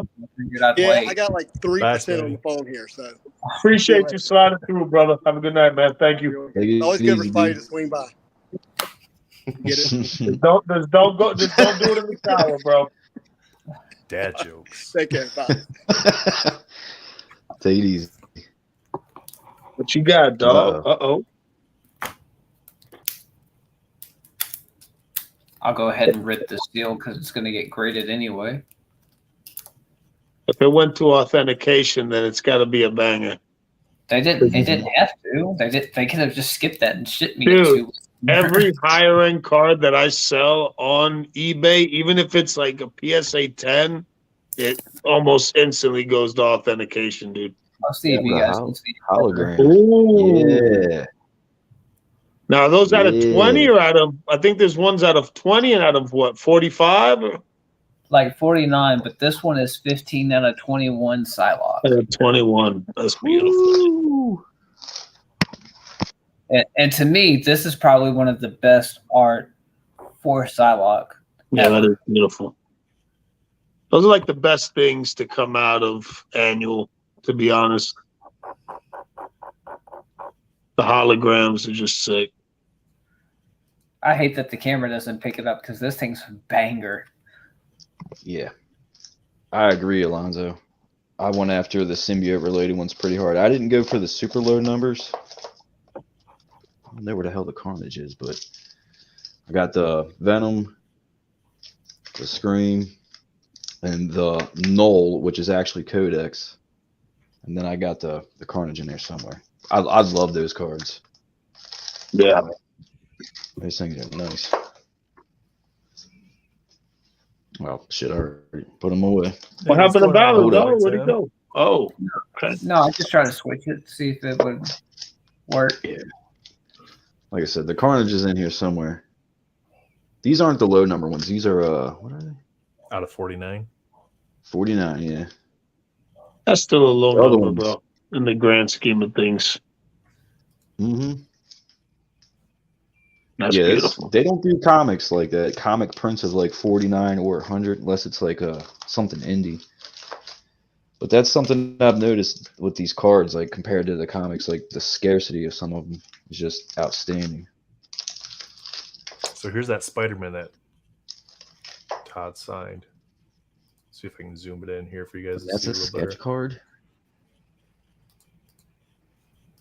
I don't know how well that's showing up. That's kind of small. Yeah. I'll see if I can get that a little bit better. Is that a sketch card? It looks like one of his base cards from the. That's what I thought. I thought it was a base card originally. If it's a sketch card, Yeah. like it's a killer sketch card. Yeah, that didn't look like a sketch card when I seen that. I felt like it was just like a base card out of one of the sets that he did. Yeah. Yeah. It looks like it might be out of like one of those early 90s Spider-Man sets. Yeah. Or specifically the then and now I was sitting sets here or whatever. thinking, him signing a random sketch card, like that would be pretty unique. Sam, what up, baby? How you doing, brother? All right, here we go. It's a little better. Yeah, it does not look like a sketch card. Yeah, I don't think that's a Yeah, it sketch card. I definitely think it's just I doesn't. think it's from like one of those then and now sets. Yeah, Yeah, it's it's early from fall, McFarlane or right? something. 90s. Yeah, the McFarlane era sets. Yeah. That's a clean signature, though. Yeah, He'd be I wonder- setting himself up for. that looks like his art. Oh, go ahead. Yes. Sorry. Scandal just answered me. Never ever. Yeah, that would be really unique. Like I said, with like the next time he came around, if he did that, I may as well get my own sketch card signed by him. That'd be kind of dope. Oh yeah. Scandell, bro, send this man a link. Man's been active. Let's get this man on the video, bro. What's up, Yeah. big dog? Yeah, bring him in, guys, because I hate to do it, but I gotta jet. You got a ride? I got to ride, man. I got to ride. So I got to ask you a rapid fire question before you leave. No, ask away. You got $4,000 to spend on a comic book, not FF5. What are you buying? And they have to be 9/8s. Oof. They have to be 9/8s. I don't collect 9/8s for $4,000. They have to be $4,000. They have to be 9/8s. Fair market value. I would buy 2 Ultimate Fallout 4s. Hell yeah! Or an Ultimate Fallout 4 newsstand, or try to. They might be more than 4,000. I'm not sure, but if they're 4,000 or less, I would get a 9/8 newsstand Ultimate Fallout 4. The way my mind works, because I'm a ginger, but I'm a Jew. So in my mind, with fair market value, a 9/8 Ultimate Fallout 4 is valued at $1,500 because I've seen it sell for $1,500. So if you're saying $4,000, you got a budget for that, you can get 2 9/8 Ultimate Fallout 4s and still have $1,000 to play. If She-Hulk is your person, then you can get 2 Ultimate Fallout 4s, a She-Hulk 9/8, either one or you don't. It's still a banger of a comic book, and you got $500 left over. You could potentially negotiate your way to get 2 Ultimate Fallout 4 9/8s, 1 She-Hulk 9/8, and an X-Men 266, which is the first appearance of Gambit, all in a 9/8. Let me tell you what the newsstand goes for, real quick. A bunch. Because that one newsstand of Ultimate Fallout. So you can What's up, big dog? Yeah. Hi. Daniel, you can get a 9.0 newsstand for $4,000. Yeah. And those are more rare than you to try and go after the regular version, the direct copy of that, where there's 14,500 of that. The newsstand to me is even more scarce, and a 9/8 is more scarce than the 1-in-75 ratio variant. Absolutely. It can be. Yeah. They are. When newsstands after 2000 something, I can't remember the year, are way more rare because everything was direct copied after a specific year. So I mean, if you can come across a modern newsstand, it's like gold. You know, it sucks. I have a Carnage USA issue 1 newsstand. Got it a long time ago. It's not a 9.8, but it is what it is. It's still a beautiful book. I wish it was a 9. Yeah, I wish it could 9.8. That would be quite the piece to have. Modern newsstands are super rare, for sure. Take care, brother. Appreciate you sliding in, fam. Yeah, old man Venom, dude. It was nice. Thanks for hanging out, man. Yeah, absolutely, guys. I appreciate you. You guys have fun. Daniel, hit me up afterwards or tomorrow. I got to ship you a package. Absolutely, man. All right, man. Later, guys. See you later, bud. Take it easy.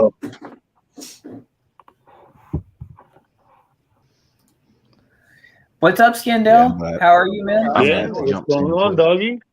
How you guys been? Just kicking it, bro. Yeah. Yeah. I'm just here to listen. Way to be talk. honest.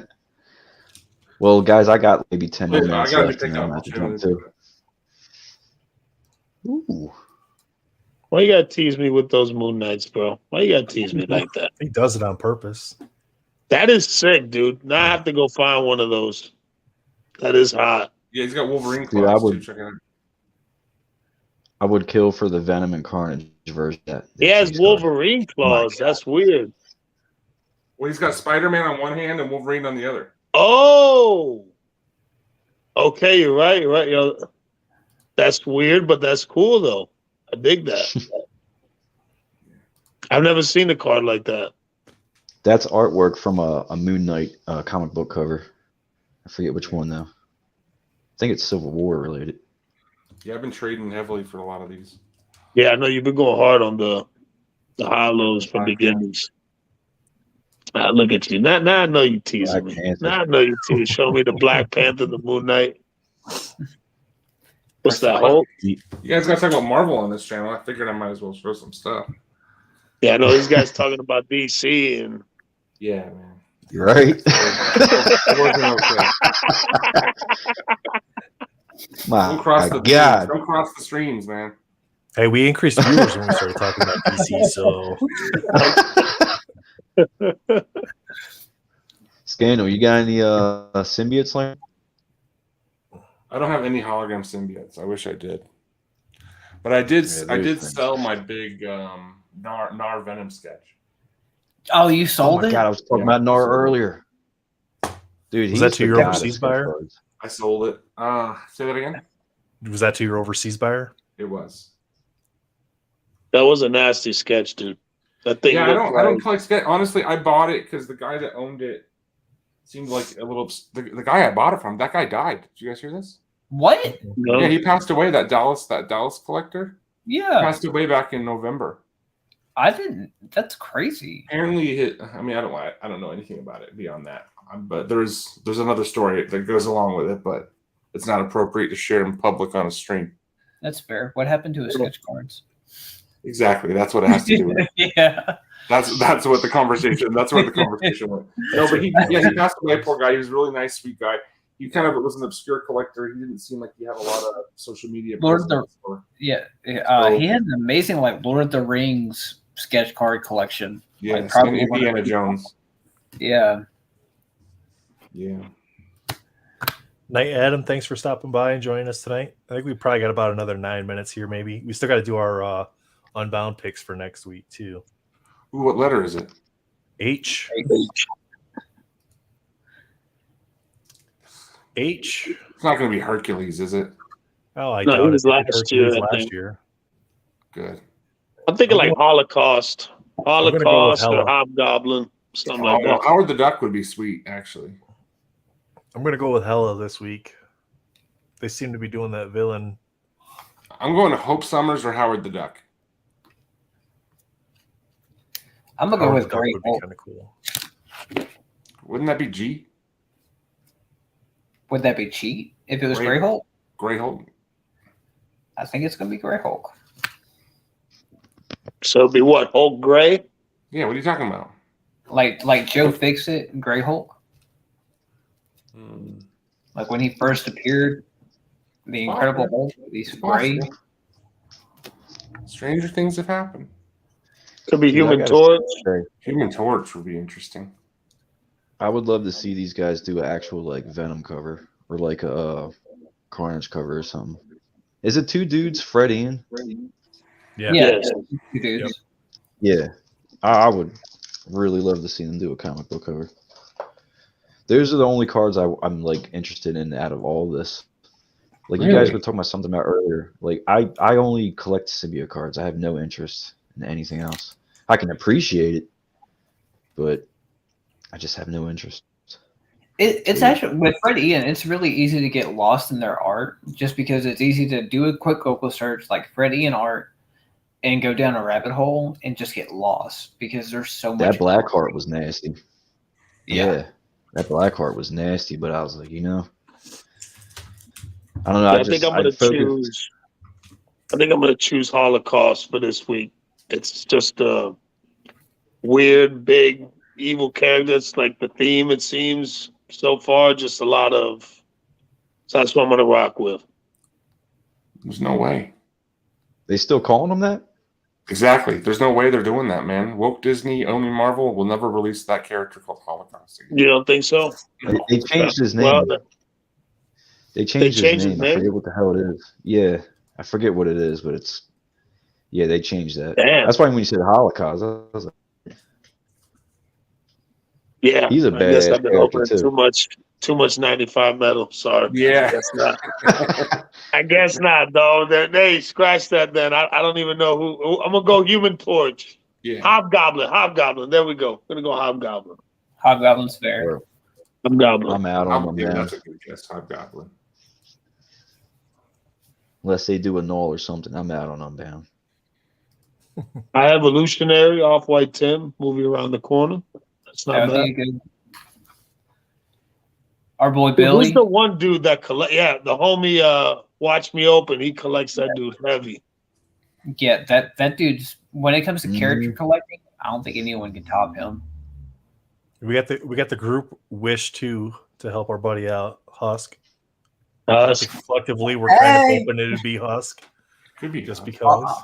I'll take all that momentum. I need some more Husk cards. The greatest X-Man you never knew. What do you guys like each personally? What is your like number one character to collect? I've got Or is it multiple, dude. more? Yeah. I Yeah. have 4 that I pretty much collect. Yeah. But there's I not do- like a I do number, like a Wolverine, main Black one. Cat. Wolverine, Black Cat, Domino, and Rogue are the 4 that I Nice. pretty much go after if I can find them. Nice. Yeah. I collect Spider-Man, Moon Knight, Black Panther, and Venom. Those are my top 4 that I actually like look for them. Right. Yeah. Like my top 4 are Husk, Sinister, Venom, and Ghost Rider. I don't really collect characters. I mean, I kind of pretend I collect characters, but I don't.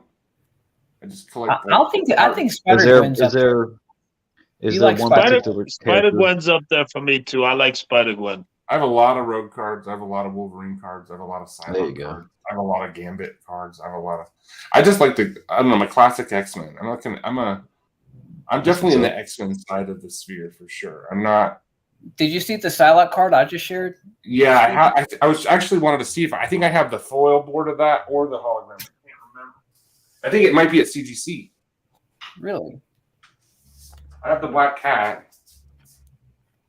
I think you like Black Cat, bro. I see a lot of Black Yeah. Cat Oh, I, stuff have Black, on the I, group. I do like Black Cat, but You do like Black yeah, I Cat. just like good art. I just kind of pursue the art, and I Right. don't know. I mean, I like to collect sets too, so I kind of go for insert sets, and I just go for the insert sets that look awesome. You have an incredible collection of red PMGs. I do remember seeing something on one of your videos about that. I have too many. You can never have too many, man. No, it's true. Right, I got 5. I put them together and put my hands over them like warmth. Like, oh yeah. Yeah, I got the Rogue Those things are hologram that beautiful. goes with that Psylocke too. I agree with you, Tim. That's a Don't fun. let Spidey see that, bro. He's gonna be after that. And I got the foil board seeing Black Cat. That's how you know you got trained It's one of my favorite Psylocke cards. It's just awesome. Because honestly, I had this book when I was like way too young to have it. It was like from a swimsuit edition, Marvel swimsuit edition when I was like 14. And Doom, and Blade. I love it. I wanted to always collect remember the Wolverine, but- '94 Flair Mary Jane where she's in the bikini by the beach, looking all fly. Oh yeah. Mhm. Yeah, I have a lot of Psylocke. I mean, yeah, Psylocke, Rogue. I don't know. This is what I haven't shown this one that much, but That's pretty. Hell yeah. Is that the Jim Lee auto? Yeah, Yeah. it is. That's so nice. This one right here is one of my favorites. You guys talking about like the female yeah, cards. I have that one. That one's at CGC. I think I have 2 of that coming back this week. Yeah, I she don't just know what got the grades killed. are yet. What Dude, set is Jay that from? Scott Campbell, Dangerous Divas. Yeah, That's a Rittenhouse set, right? Yeah, that's Dangerous Divas. Yeah. 2. Sultry Seductress is the name of the insert set. But this one, and then I got another one right here. J. Scott Campbell art with like foil is just freaking god tier. You know, there's some. I J. think Scott if they Campbell were in to the- do, You know, Say there's it some again. J. Scott Campbell in the last Metal series, right? Just one. was there? I know Yeah. they changed the Black Cat. Well, it's not Black Cat, it's Lizard. Oh yes, you're right. Here you go. This one. This is probably one of my favorite Black Cat cards of all time. Yeah. Oh, absolutely. Oh yeah, that's hot. I'm hoping I got a decent grade on that one. Dude. The fingers female crossed, man. characters are just easy to collect, man. You know what I mean? Oh, I feel like it's See, easier I've to noticed collect with her- multiple female characters than some of the dudes. Kind of, yeah. this thing kind of dried up. I bought 2 of these back in the day for cheap, and they just kind of dried up. That's But if just he were to weird do an looking entire card. set, like a Women of Marvel, that's all done by Jay Scott, that's probably a set that I would probably try to collect, like at least the Yeah. base card set. Me too. Absolutely. Other than that, I'm waiting for a Venom solo series card set. That's all I'm waiting on. Like a Flare Ultra Venom set. Dude, I would die a happy man. I keep bugging my rep at Upper Deck, like, hey, I made an entire mock-up of a card series, like mock-up of chase cards, PNGs, everything, all on Procreate, sent it to him. He's like, I'm telling you, this will be an awesome card set. That'd be fun, man. Hell yeah. Plus all the sketch cards, every sketch card artist would love that. And I've noticed, like, watch a lot of the box breaks and like whatnot on YouTube with everybody. And whenever people pull sketch cards before they look at it, I've heard so many people go, "Come on, Venom! Come on, Venom!" So it's like everybody would love the sketch cards. I don't think anybody would get a sketch card from a pack or e-pack that they're like, "Man, this sucks" or whatever. And I think all the Right. artists would have so much fun. Right. I think that would be a don't think legendary anyone's set. ever pulled a Venom sketch card and been like, damn, it's just Venom. No, dude, Venom. What y'all think Marvel Masterpiece prices will be? That's a good question, man. Rid- What do y'all think it's going to astronomical. start off at Over pre-order? okay. The first? Over a K. No way. Nah, not that much, bro. With By the the way time these they- companies do it, No, dude, they'll screw the odds. They'll screw the odds before they screw the price like that. By the time Yeah. it- I'd say probably what you think they'll start at what, like 300-400 a box? They'll be First- yeah. First wave pre-order, 300-400 a box. But We the may chances see it. of getting good stuff are going to be a lot harder. They're going to print it to hell, and it'll be a lot harder to get anything good. Yeah. They're going to have you buy more. I'm They'll have with you you. buy 2 boxes more than they'll charge you $1,000 for one. See, see, why that's the y'all thing is doing that? you'll get pre-order before you get checklist, so you won't even know what's going to be in the product when pre-order comes out. Yeah.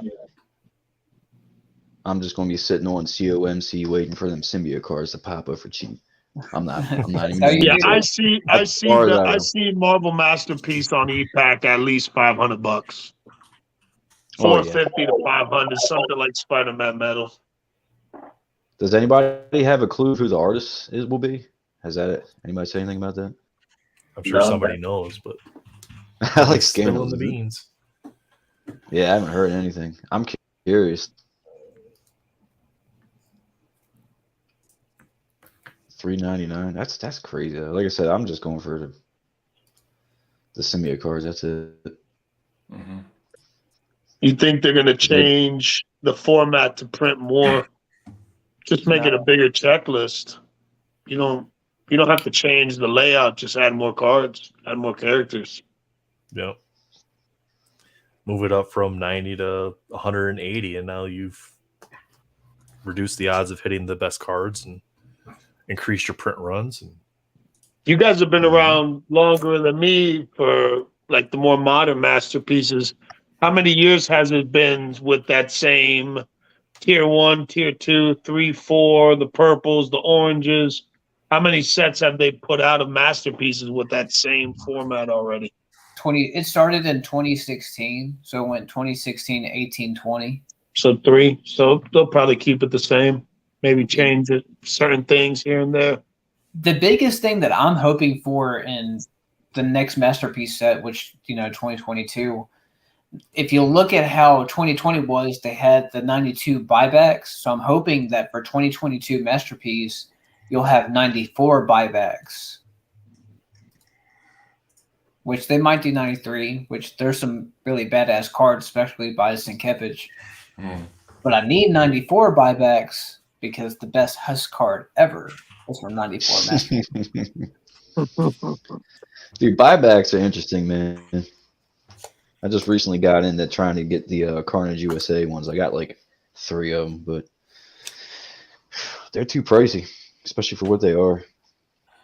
Right. Yeah. Like at the end of the day, it's the same card that you can get from the original Yeah, just with a set. stamp. okay, I I'm sent out going to for be Guardian negative. Tournament. I'm I going to be sent out- negative, Nelly. Be negative, Nelly. Okay, this isn't an Uh-oh. early 90s card. Here's a card. There you go. I made it a buyback. What?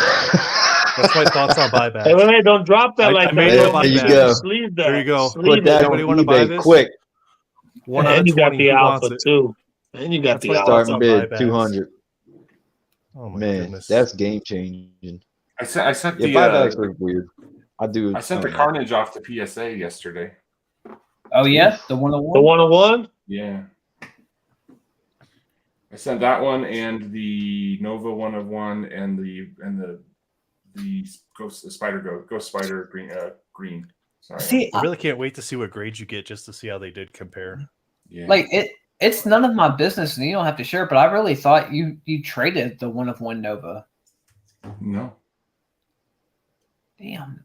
I was thinking that you had gotten like a really good trade where the majority was like, hey, do that trade. Really? Should I look back at our conversations? Maybe. But Or you may is this like a you may have perceived just thing as you like- saw like in a forum group thing? I don't know. no, it would have been in like one of the old Instagram chats. But I if you don't mind me saying this, but I really recall I want to say that you had an offer where you had a 101 a low series Nova, and somebody was offering you the green Spider Gwen, the green high series Spider Gwen, and everybody in the chat was saying, "Do that trade." No, that was just a private conversation with you and I. Shit, I'm sorry. Not no more. Content, sorry. baby. Oh, it's fine. Well, I mean, my opinion would stay like if that was an offered trade, do that trade. Yeah. I think 101s people, I think people, I see a lot of 101s. They sell cheap and people are quick to move them. I just feel like, I don't know. I think those are meant to be held on to for a while.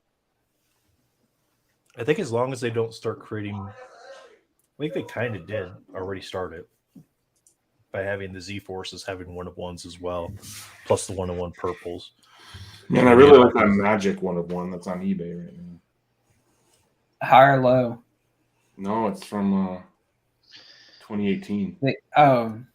The one that was in the Did you group a say- few weeks ago. Yeah, it's on eBay for 50 grand.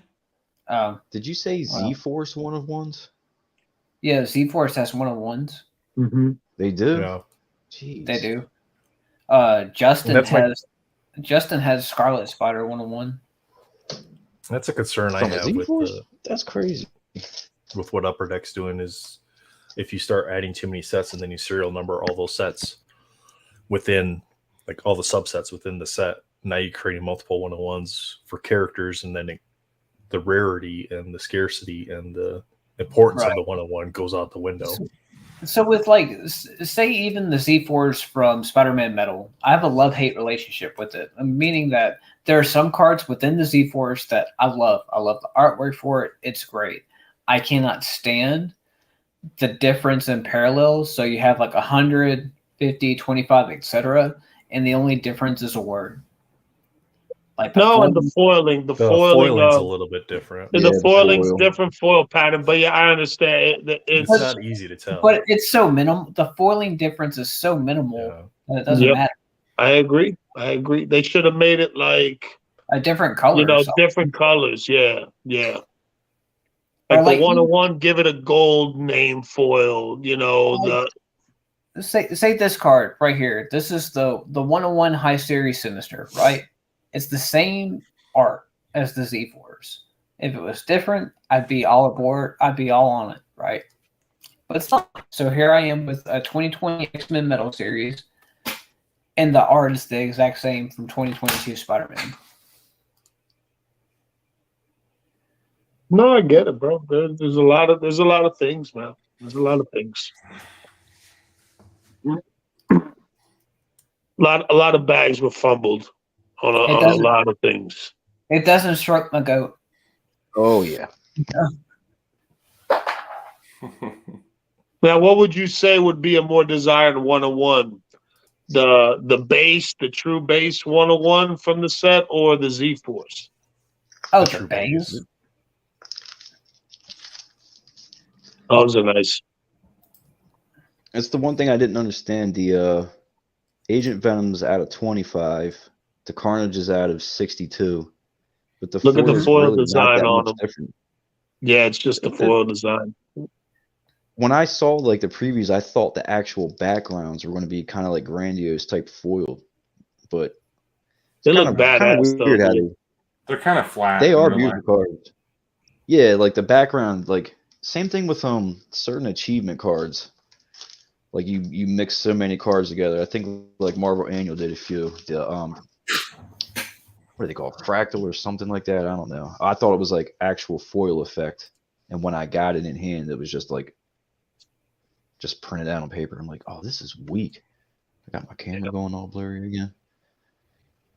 But yeah, I kind of would have hoped they would have made the lower numbered Z forces just a little bit more noticeable. Yeah. Not much of a little bit difference. redundant. But Well, on guys, that note, we got anything else to discuss? Are you guys good to wrap it up for the day, man? I think we're good. good. We At cracked 2 2 hours. hours. Yeah, we cracked 2 hours. We still got 22 in there hanging out. My wife's That's birthday. I gotta kinda go. strong. Ciao. Take care, bro. yeah, He's out. yeah, I gotta jump. I gotta get Thanks, up guys. for work Appreciate you all early. stopping by and visiting with us. For sure. Joseph, great, man. Great conversation. Appreciate you sliding through, Can't bro. wait to see your cards in Yeah, the lure. man. That's for sure. If we ever get Thank that you, set. man. So April, bro. Yeah, no, April. Let's stay it's positive. looking back. April. Yeah. That's when my That's what they're daughter's due saying, too. So I got so- 2 things to wait for.